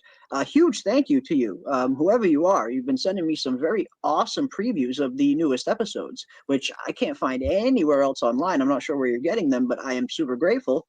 But episode 4 looks like we are going to see Bert. Looks like we are going to see Irving, and it looks like we are going to see that kind of Arctic setting that we saw in the trailer when we see all of them dressed like, you know, like Russian cosmonauts.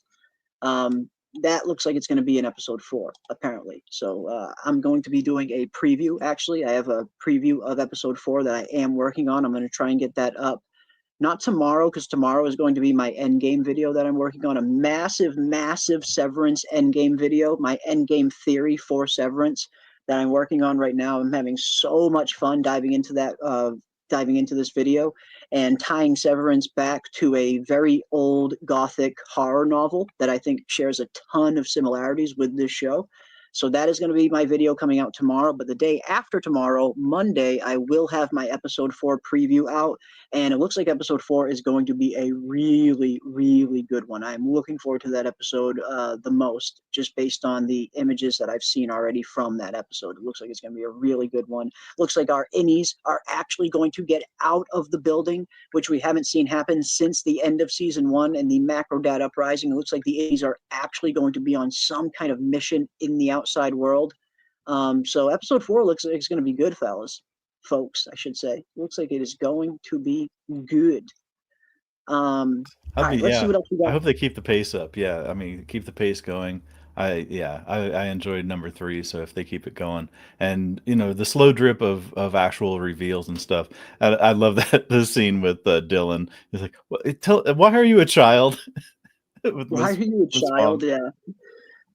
Because of when I was born. Yeah, and Miss Fong, she's another one. I mean, I know that they say, and there's this Lumen manager video that they put out, this little promo video, which states that the management is unsevered, but I'm still not convinced. I'm still not convinced Miss Fong is unsevered. I don't know why. Something about her gives me similar vibes to Miss Casey, where I do get the feeling Miss Hong might actually be severed and may even be one of those severed characters that never leaves Lumen at all, like Miss Casey, like how Petey mentioned in season 1, how he thinks he found a department of severed employees that never leave Lumen.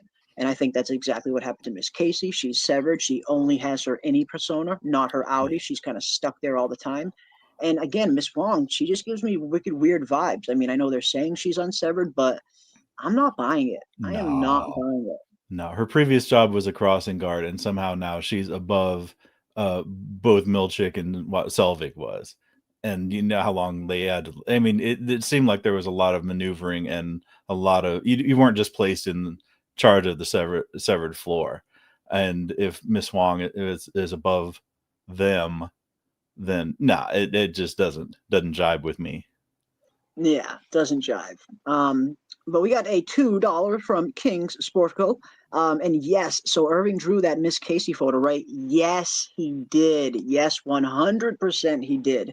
And I think we kind of get that confirmation when we see Irving talking to Felicia. And he's showing her his sketches of Bert. And you see the style of the sketch that Irving was doing there of Bert looks exactly like the sketch of Miss Casey. So yes, I 100% agree. I think you're right. I think that Irving is the one who has been drawing all of these sketches. And I guess it would make sense. I mean, we know that Audi Irving is a painter. He's been painting this hallway over and over and over again. So we know he does have artistry talent. So yes, I think you are right. I do think Irving is the one that is drawing these missing persons flyers, as it were. It's all coming from Irving. Irving's a bit of an artist. He's a bit of an artist, and I guess that would make sense because that was one of the things we learned about Irving very early on in season 1. He loves the Kier paintings, the Lumen paintings. He is in love with all of these paintings. He loves the perpetuity wing. It's, he is that kind of guy. He has that artistry side to him. So it does make sense. It fits very well in line with his character already for him to be the one that is drawing these missing person photos, for sure. For sure. And thank you so much for the $2. Very much appreciate you. And chat knows what that means. I owe you a whoa. Whoa! Thank you. But yeah, it's again, the show's heating up now. The show is really heating up. I was not expecting reintegration to happen this soon. Things are progressing at a much faster rate than I anticipated. And this is what I like about Severance, where it does have a little bit of that From vibe in terms of the mystery box nature. But Severance is advancing much faster than From did. I feel like we're going to get profound answers on Severance much faster than we're going to get them on From. From it wasn't until the very end of the third season that we finally started getting some definitive answers about some of the mysteries that From set up. But here we are at the very beginning of season 2, and we're already having big, profound moments, some big answers being revealed. Mark already finding out that Gemma is alive. Mark already undergoing his reintegration. Like, these are things that I was not expecting to see until the very end of the season, maybe even season 3. So this is one thing I'm really enjoying about Severance overall. It's got that kind of mystery box aspect that From has, but boy, is it moving at a much, much better pace. And I'm enjoying it. I don't think it's moving too fast. I don't think it's moving too slow. I think it's moving just right in terms of, them giving us some really interesting things to chew on, while also leaving some of the bigger, greater overall mysteries intact, like what Lumen is really working on, what work is MDR really doing. Leave those things intact. Don't answer those until the very end, but definitely give us some good stuff along the way. Give us something to chew on every once in a while, so we do have something to discuss, some big kind of revelation. So I'm loving the pacing of Severance. That's one thing I really have to applaud. The pacing of this show has been so freaking good. I love that we're already getting answers, and they're answers that aren't spoiling the bigger overall mysteries. Right. And especially in comparison to From, there was a lot of frustration about all questions and no answers. And finally, they did start delivering in season 3. But I mean, maybe a lot of people, there's a point of frustration where you just don't put yourself through it anymore. So I wonder if From had people drift away just because it was question upon question upon question with no real progress. And, it seems that Severance is, I mean, it's still a lot of mystery, a lot of questions involved, but it does seem like they're willing to dole out, um, again, a drip feed of answers to keep us engaged. So it may be a little more suited for a like a audience. I hate to say like From isn't suited for an audience, but From plays into for the theory crafters and stuff, the people who want to write their own fanfic about the show independent of what the show provides, because a lot of cases the show doesn't provide too much at once. But at least Severance, the story is progressing even on a shorter time scale. I think the other day they said it's just been a matter of a few days essentially, or at least less than a couple weeks overall time frame of the show, and things are still progressing. And not just like within the I mean, not just within the innies in MDR, but we see people get fired and come back and stuff like that. So a lot of stuff is happening even in that cloistered world that they've created for us. Yeah. Yeah, I like the pacing. I do. I do enjoy the pacing. I think it's got kind of everything I'm looking for in a show. Like, I look for, specific things in TV series to kind of really get into them. And Severance does have like almost just about a little bit of everything that I look for in a show. Obviously, I like the mystery aspect.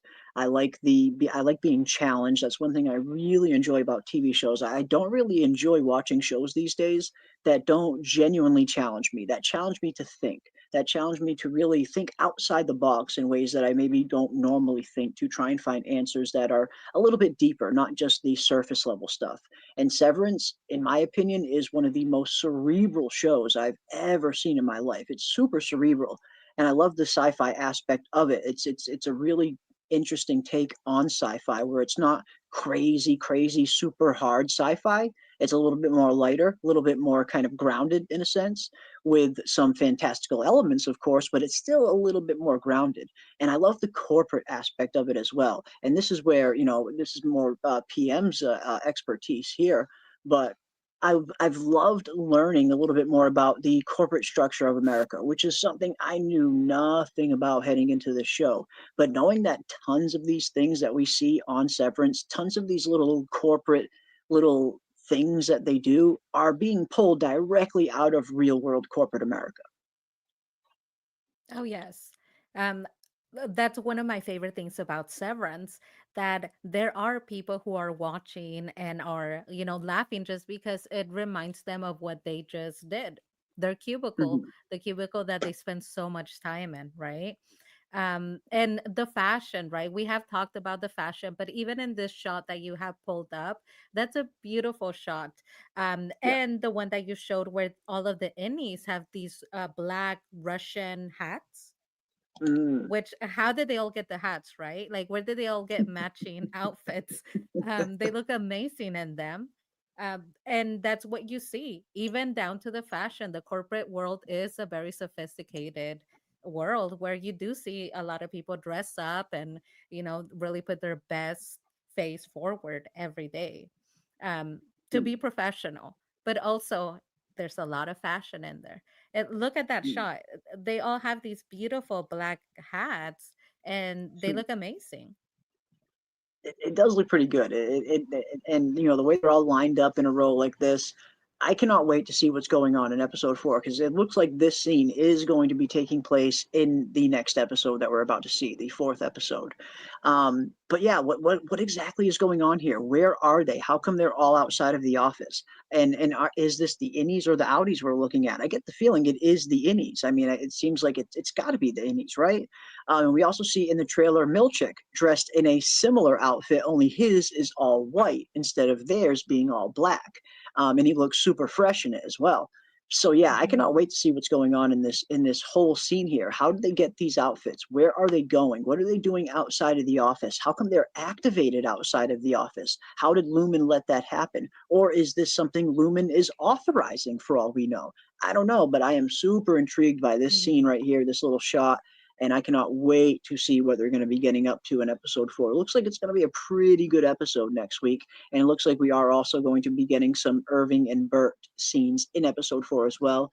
Maybe we can finally find out what exactly is going on with Bert. I mean, I still get the feeling that there's a little bit more to Bert than meets the eye. I don't think that he's just this retired severed employee. The way that he was trailing and following Audi Irving, and just the way that he was looking at him, and some of the other shots we get in the trailer for season 2 of Christopher Walken's character, I do get the sense that there is something more to him, something that the show hasn't revealed. Maybe he is a little more tied to some of these things than we originally know. Is he a part of the rebellion for all we know? Or is he secretly working for Lumen for all we know? I don't know. But I get the feeling there is going to be something that is going to get revealed, where Burr is going to have a much bigger part on the story than we originally thought. He's certainly, again, there's just no way he's only a retired severed employee. Something else is going on with Burr. Um, Chris Wiz asks, so is any Mark dead? This can't be the end for Mark S. I hope the reintegration fails because it kills off the main character. Any Mark is more important than Outie Mark, and that's an interesting perspective. And I do agree. And you mentioned this earlier, PM, and I do think that the innies are a little bit of better people in a sense. Or at the very least, they definitely seem to be living more fulfilling lives, which probably shouldn't be the case when you look at the whole structure, the whole dichotomy of the innies and outies. You would think that the outies would have it made, that they would be living the best possible life ever, where they don't have to worry about work, they don't have to think about working all day, all week, yet they sit back and collect a paycheck and go on about their lives. And they're the ones that are in control at the end of the day. They're the ones who make the ultimate decisions. The innies don't have that luxury. Yet, when you look a little bit deeper at all of their existences, the innies seem to have a level of freedom that a lot of the outies don't have. Whether it's Mark being, kind of a slave to his grief, whether it's Helena being kind of captive or a prisoner to Lumen and her father, and being the kind of, the becoming the next CEO, not probably having a whole lot of freedom growing up. Dylan G, of course, being kind of a little bit of a fuck up, not being able to hold a job. Still don't know a whole lot about Irving's Owie, unfortunately. But even Irving's innie was managed to find love and to find happiness for a little bit. So you look at all these innies, they do tend to be living more fulfilling lives than the outies in many ways. And I think that's an interesting aspect when you would kind of expect it to be the opposite. Yeah, But absolutely. hmm, yeah, I don't Now know. with the reintegration, Yes. like they stated, they never said that any mark was going away. Yeah. That so that has not been something that we know will happen for certain. And you stated the multiple personalities, and I think that they're gonna do that. And so far, you've been right with just about every theory. So that's what I'm going with. Yeah, I mean, they can't just get rid of any Mark, can they? I mean, he's such a big part of the show, and like you said, we do hear her state that she's going to kind of create like this optimal version of like both of them. So yeah, I mean, there's no way that they can reintegrate Mark and he just becomes Audi Mark indefinitely, and any Mark kind of dies. There's no way they're going to do that. Any Mark, in some ways, any Mark seems to be the more important character out of the two, in my opinion. In many ways, actually, I think he's far more vital to the overall storyline and where this thing is going. When it comes to kind of striking a blow at Lumen and ultimately, hopefully, defeating Lumen, I think any Mark is going to play a much bigger role there than Audi Mark ever could. So yeah, I don't think any Mark is dead. I think any Mark is still very much at play, and I think, like you said earlier, I think wouldn't even be surprised if we start to see this kind of split personality thing happen, where sometimes we see Audi Mark in control, and then sometimes we see any Mark in control. Very common in schizophrenia. People that do have multiple personalities inside them, there's always at one point one personality is always in charge. Now it varies from person to person. Sometimes it'll be one personality that's in charge. Sometimes it'll be another personality that's in charge. That's why the movie Split is actually pretty accurate in terms of schizophrenia and what these multiple personalities actually look like. Anybody who hasn't seen the movie Split, I would highly recommend checking that out, because that does paint a very accurate picture of how people like that live. They call it holding on to the light. And whatever personality is holding on to the light, that is the one that is in charge at any given moment. So I wouldn't be surprised if we see something similar happen to Mark, where both of these personalities do exist inside of him simultaneously, and one is in control at one point and the other is in control at another point. Is that going to create a friction and some difficulties in terms of his love life? Absolutely. But then again, this is Severance. I don't think things are going to be tied up in a nice, neat little bow. It's going to be ugly. It's going to be tragic in some ways. But yeah, any Mark can't kill off any Mark. He's way too vital to the story. Way too important. He's here to stay. He is here to stay. Kier PE seems like American annexed state in Alaska, or be cool if underdome biome in Antarctica or something. Oh, interesting. Interesting. Yeah, again, it does kind of seem like it's this alternate version of Earth, like our Earth, our world, but it seems like it's an alternate kind of more dystopian version of it in a sense. And I think the 206 countries was a big hint to that, where it's like our world, but not exactly our world that it's set in, where we'll recognize some things, but there's going to be some things that we don't recognize as well, because it is a sci-fi show at the end of the day. It is a sci-fi world. So I like the mix that they're playing with, for sure. Yeah. So what do you think the PE stands for? The E has to be Egan something, right? Prime Egan or something. Oh, yeah. Yeah. The same way we have ME or MA or PE, or PA for Pennsylvania, that kind of stuff. They've gone to the trouble of giving the state a two-letter abbreviation. So, but anything with an E, it's going to be Egan, because the world revolves around Kier. Yeah, Province of Egan. There you go. Yeah. I wouldn't doubt it, man. I wouldn't doubt it. I wouldn't bet against it. I like it. I like it. I remember a wild theory that they are all in hell. And that they are trying to ascend the different levels. Ooh, interesting. Okay, playing with some Dante's Inferno here a little bit, and kind of ascending these different levels of hell. That's interesting. I've not come across that theory myself yet, but I always love hearing some new theories, that's for sure. Yeah, I don't know. I mean, that's kind of crazy to think about, that they're all dead and they're all in hell and kind of trying to ascend out of it. Maybe it's an interesting theory, if nothing else. Yeah, I don't know. I don't know. I don't know. You think there's any truth to them potentially being in hell or some kind of purgatory that they're trying to get their way out of? Could that be a possibility? I don't know. I don't know. I mean, it's the continuous trips in and out, though, that hang me up on that as a theory. Yeah. And again, Greek mythologies, riddled with people dipping in and out of the underworld. So I don't know. Yeah, I don't know. I like the metaphor. I think Yeah. that if you really want to, when it comes to examining a show, which is why I love every theory is interesting and exciting in its own way. When it comes to examining a show, you can really look at it from a metaphor sort of level, and if it Yes. means that to you, then yes, there is evidence that it could be a version of hell. For some Hmm. people, this would be a version of hell. We have elevators, we have different ground levels, we have everybody working, and they say it, the work is mysterious and important, right? And maybe that is Yes. the work. So really, the show is what you want it to be. You can examine it from any point of view. And Dante's Inferno, yes, I love that. Yeah, I like that. I like that angle for sure. And they do often refer to being in Lumen as being down below, and they, the innies refer to the outside world as up there. It's not our world up there, as Irving says.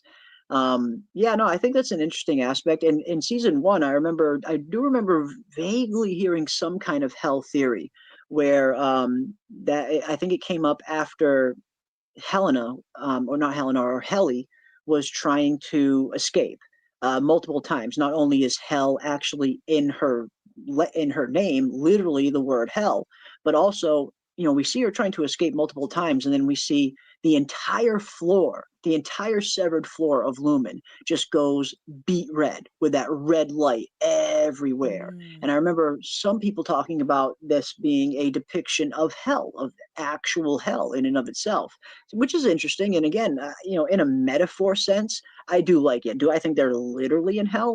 Personally, no, I don't think that's the case. But in terms of it being, in a metaphorical sense, yeah, I totally like that. Absolutely. Because again, like you said, PM, this is hell in a sense.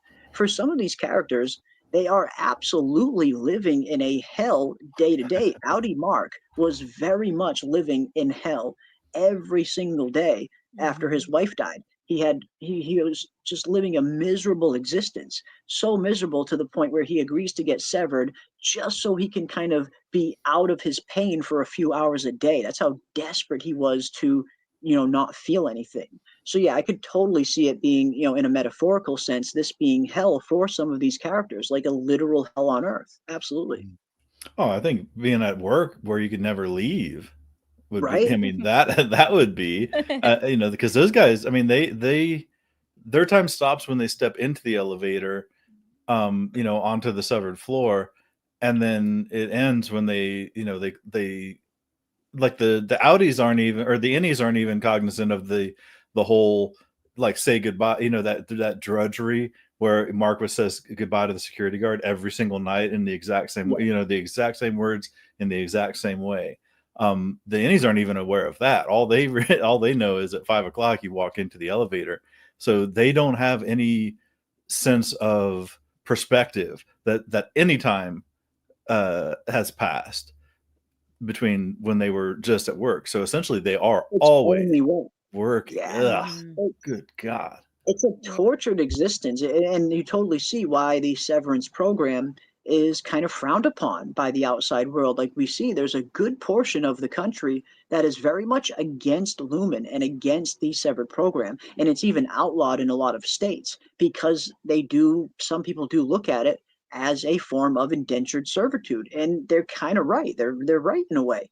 These innies don't experience anything other than work. It is nothing but work. They get on that elevator, and as far as they're concerned, from their point of view, they get right off that elevator literally a split second later and start a whole nother day of work.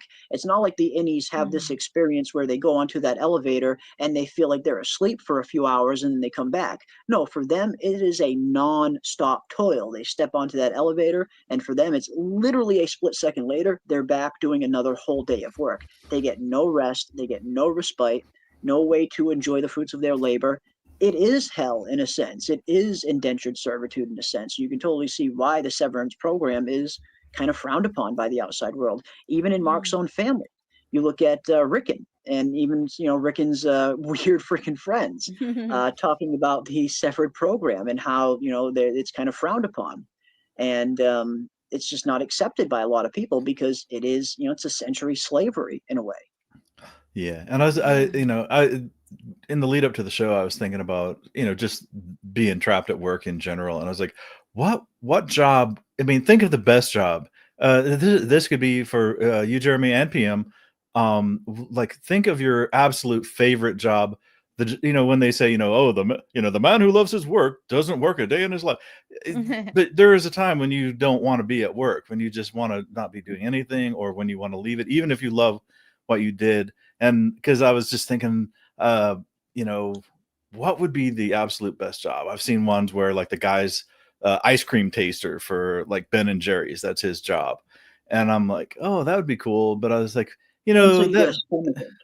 yeah, I mean, it's cute for like a 5-minute profile on, the best, when they got 6 best jobs in a half hour or whatever. But that guy isn't just tasting ice cream all day. I don't care what people, what they try to present it as. And then there's a point at which he's got to, even the guy who tastes ice cream for Ben and Jerry's has to get frustrated. It's like, God damn it, Glenn, why do you keep trying to make pistachio a thing? Pistachio, almond, that's a 2. You're not going to get pecans in there.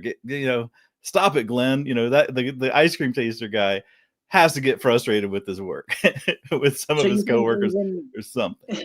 Yeah, well, you bring up a good point. I mean, is there such thing as one of those jobs where you just genuinely love it every minute of every single day? Like, does that even exist?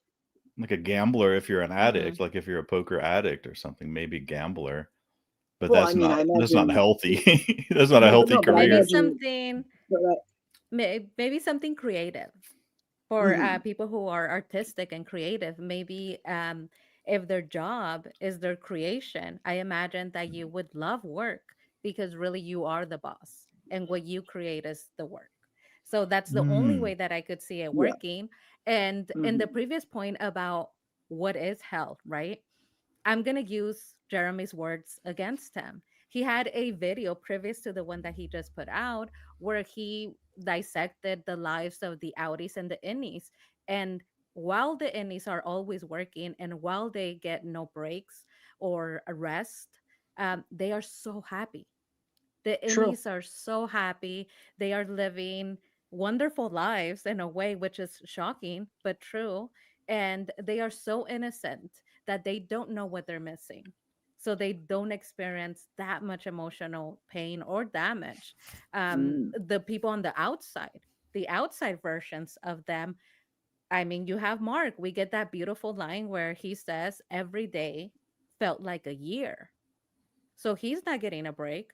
Every day felt like a year. You felt like you were choking on her ghost. That sounds like hell. His Yeah, version of life sounds like hell. it does. It does, and like you said, that is a good point. Although the innies, they are working nonstop. Yeah, I mean, most of them do seem to be living a much more happy and fulfilling life than their outie counterparts. So no, it's a very fair point. A very fair point. My words used against me in a precise and accurate manner. I love it. I love it. Um, yeah, I don't know. Again, it's such an interesting kind of aspect. This whole innie outie thing. Like you start to look at the ramifications of it, the morality of it, and how exactly something like this would work if something like this would ever actually work in the real world. And then you start to wonder, don't we kind of already have something like this? Isn't severance kind of already a thing? I know we've talked about this a few times on the channel, but it seems like everybody, or at least most people out there, already have two faces, already have two personalities. The one that you show to the world, to your coworkers, to just people, out there every day on the street. And then you have your other face, your other personality that you only show to your family and your very close loved ones. So in a sense, severed is kind of already a thing. I imagine most people go to work every single day and they put on their work face. Then they come home and they put on their home face. It is two totally different personas for some people. So severance is kind of already a thing. We're kind of already living it, Yeah. aren't we? And I would say, um, for most people, right? You say for some people, but if you are a person who is mediocre at best at your job, that is what you Mhm. should do. It's Yeah. not something that is extraordinary, but there is a time and a place for everything. And so Yeah. while we look at it as having two different faces, it is the appropriate thing to do. When you are in a setting where you need to be professional, you should remain professional. They're not your Hmm. friends. I know Lord Fetid Muppet, he mentions this all the time about the family, right? When they Mm, say, we're a family, they right. are not your family and they are not your friends. You say the wrong thing, you make the wrong joke, and you're going straight to HR. So you should be professional. Yeah. Yeah. No, it's a good point. I mean, you want to keep things professional, and that is always the best bet, especially in a work setting, especially in a work setting like this, where the slightest move can be perceived in a very negative manner by multiple people if you're not careful. So yeah, I mean, when in doubt, keep it professional. That's what I Yeah, say. but I mean, the crux of being severed though is that you don't remember anything from the hours that you were working. Because, like, Yeah. say, like if they were regular workers, like say they punched the clock, went down to MDR, and did that, and then somebody at some point would be driving home, just banging the steering wheel, like fucking Milchick. I can't believe somebody somewhere would make them mad, or God, Irving gets on my fucking nerves. This guy, but I mean, so part of it is not having that memory of work. Yeah. It took years of time for me to really. I mean, you'll tell everybody to do it. Man, when you clock out, like shake your head like an etch a sketch and get all memory of that day out of your head. And but you have to practice it. And there are times when the things that happen to you or the interactions that you have in the day, um, you know, but the other side of it is you're also not remembering all the good interactions. And I mean, the good interactions I have interpersonal between coworkers, between customers, between anything. Um, I mean, realistically, probably 1,000 to 1. But it's one of those things like reading a comment section on Twitter or something. You're going to get 1,000 good comments and then one bad one, and you're going to fixate on the bad one. Man, why do you say that? What does they what? And that becomes the focus. Um, so being able to forget sometimes it's a double-edged sword, and Yeah. not always beneficial, I guess. But Yeah. I think There's a that give and take to it. Definitely. Yeah, I don't know. Well, I mean, that's an excellent point because we do have Mr. Milkshake promising. mhm, He's actually making a promise that goes directly against that statement, which we know is impossible for the severed people, like you stated. He says to Mark that while the innie version of him is falling in love, that love will somehow find its way onto the outie version. to And we you. know, like you stated, not for them, maybe Yeah. for us, if you fall in love in the office, right? But mm, not for Yeah. him. He's not going to, while Milkshake is promising this, he's not ever going to get any benefit from the life that any Mark or the love that any Mark has found.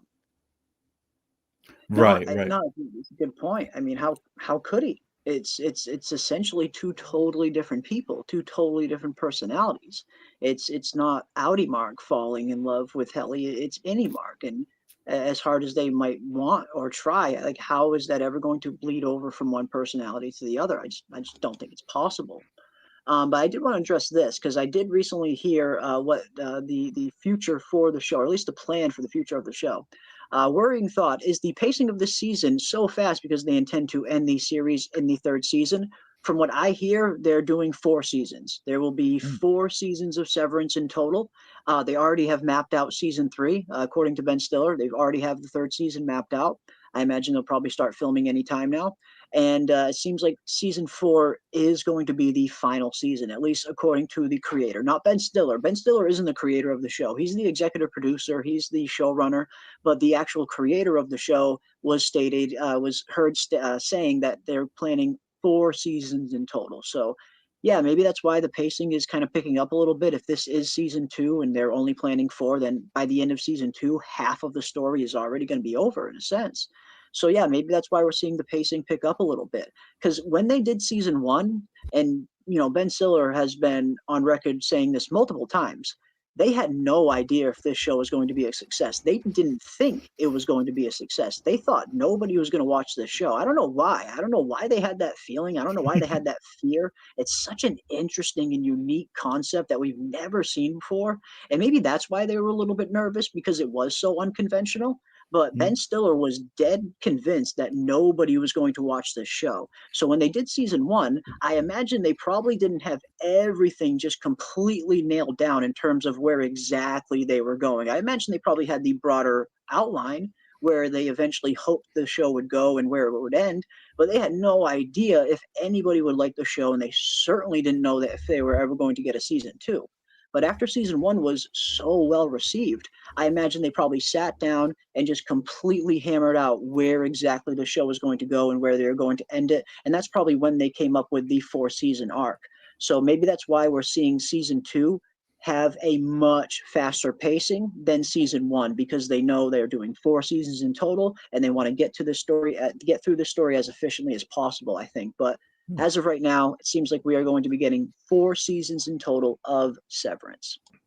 So Well, that's good. encouraging. Yeah, it's encouraging. I mean, I feel warped and bizarre in my own brain that the more I like something, the more I hope it ends, or not in that way, but like they pick a conclusion and stick to it and work towards that ending. We've all seen the stuff like Walking Dead, things that stayed on long after their shelf life. I like the idea that From has a finite ending. I was unhappy. I mean, I'll admit I was unhappy to hear that Shogun was going to get a second season, because I thought as one season it was tied up with a bow, perfect, and such an excellent show, an excellent series. And do it, tie it up with a bow, give us a nice conclusion, and just be happy with a outstanding piece of work. Now, I hope against hope that season 2 is going to be something great. So many shows, I mean, between shows getting canceled before they do get a completion, and then shows that get a second, like shows that are surprisingly popular in season 1 that were never intended to be a multi-season show, then getting extended. And that's kind of what we're seeing here. Oh yeah, right. Yeah, but at least they left it so that they can actually have a conclusion. Yeah. I'm thinking of like trying to like think of examples. Like Wayward Pines, meant to be one and done. Then it was so popular they just had to squeeze a season 2 out of it. But at that point, all of the mysteries were already solved, so season 2 was fucking horrible. Right. I could have done without a Squid Game season 2. I'm sorry to say it. And season 3 is basically the end of season 2. It was a 14 episode one season split into 2. So season 3 that's coming up on June 27th. Yeah, season 2 is fine. It's fine. But I'm not. I still need to finish. I was actually we were actually just talking about this the other night. I totally forgot about Squid Game. I mean, I remember when it started, I was like, all right, I really want to see Squid Game. I want to see the second season, because I loved the first season. But I do agree with you in a sense. Season 1, if they wouldn't have gotten a season 2, it would have been a satisfying ending. Season 1 was near perfect in a sense. But I totally forgot about season 2 of Squid Game, because I started kind of getting into Severance mode, and then Severance dropped, and I completely forgot Squid Game even existed. So I have recently been going back, and I am going to finish season 2 of Squid Game, because I do want to see where it goes. I've only seen, I think I still need to see like 3 or 4 episodes around there. But I totally forgot about Squid Game, that it was even a thing, because I just went head first into all things Severance, which I don't regret. I mean, I'm loving Severance, but now I'm going back to catch up on a few shows that I stopped watching, like Squid Game. Also like Penguin. I definitely want to finish Penguin. I think that is Colin Farrell's best role he has ever had in his life. He is so phenomenal in that role. And I also want to finish Dune Prophecy as well. I'm a few episodes away from finishing Dune Prophecy, which has been pretty good. I'm a big Travis Fimmel fan, so anything he's in, I will watch. But yeah. Well, I mean, Squid Game season 2 especially is a great example of where the binge model doesn't benefit you, because it was there and gone out of the zeitgeist.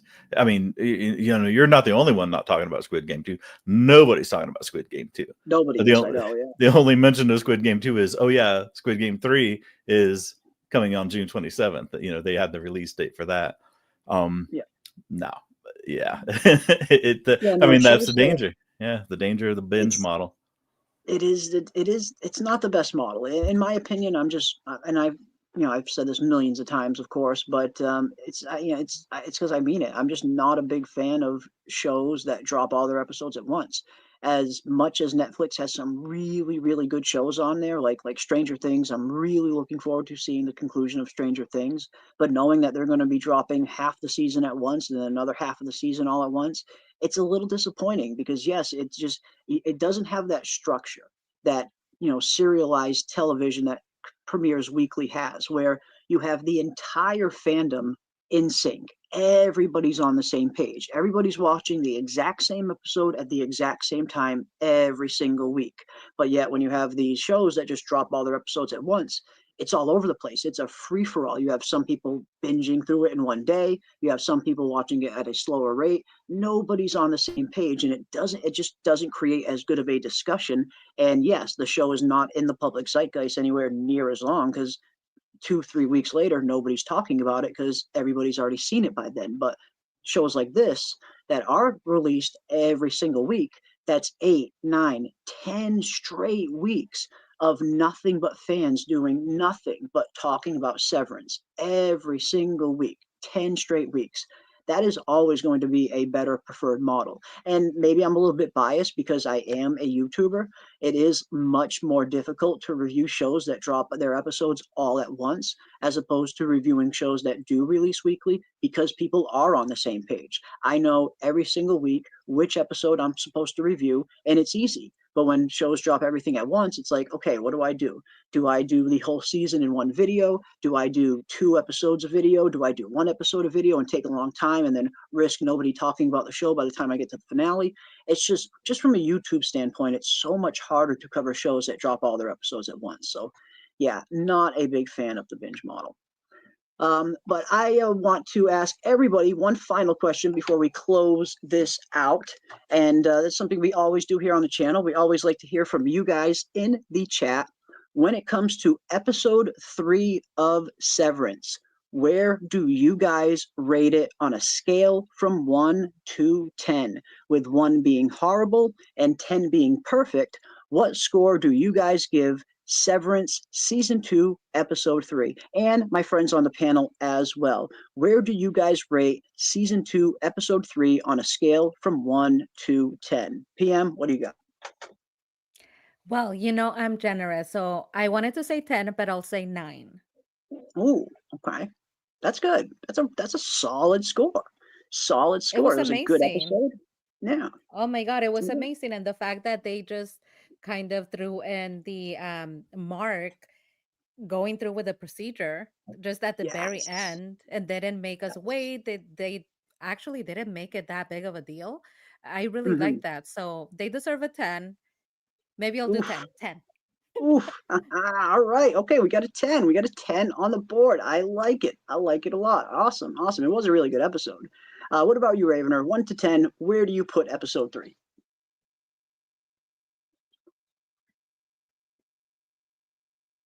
Uh-oh.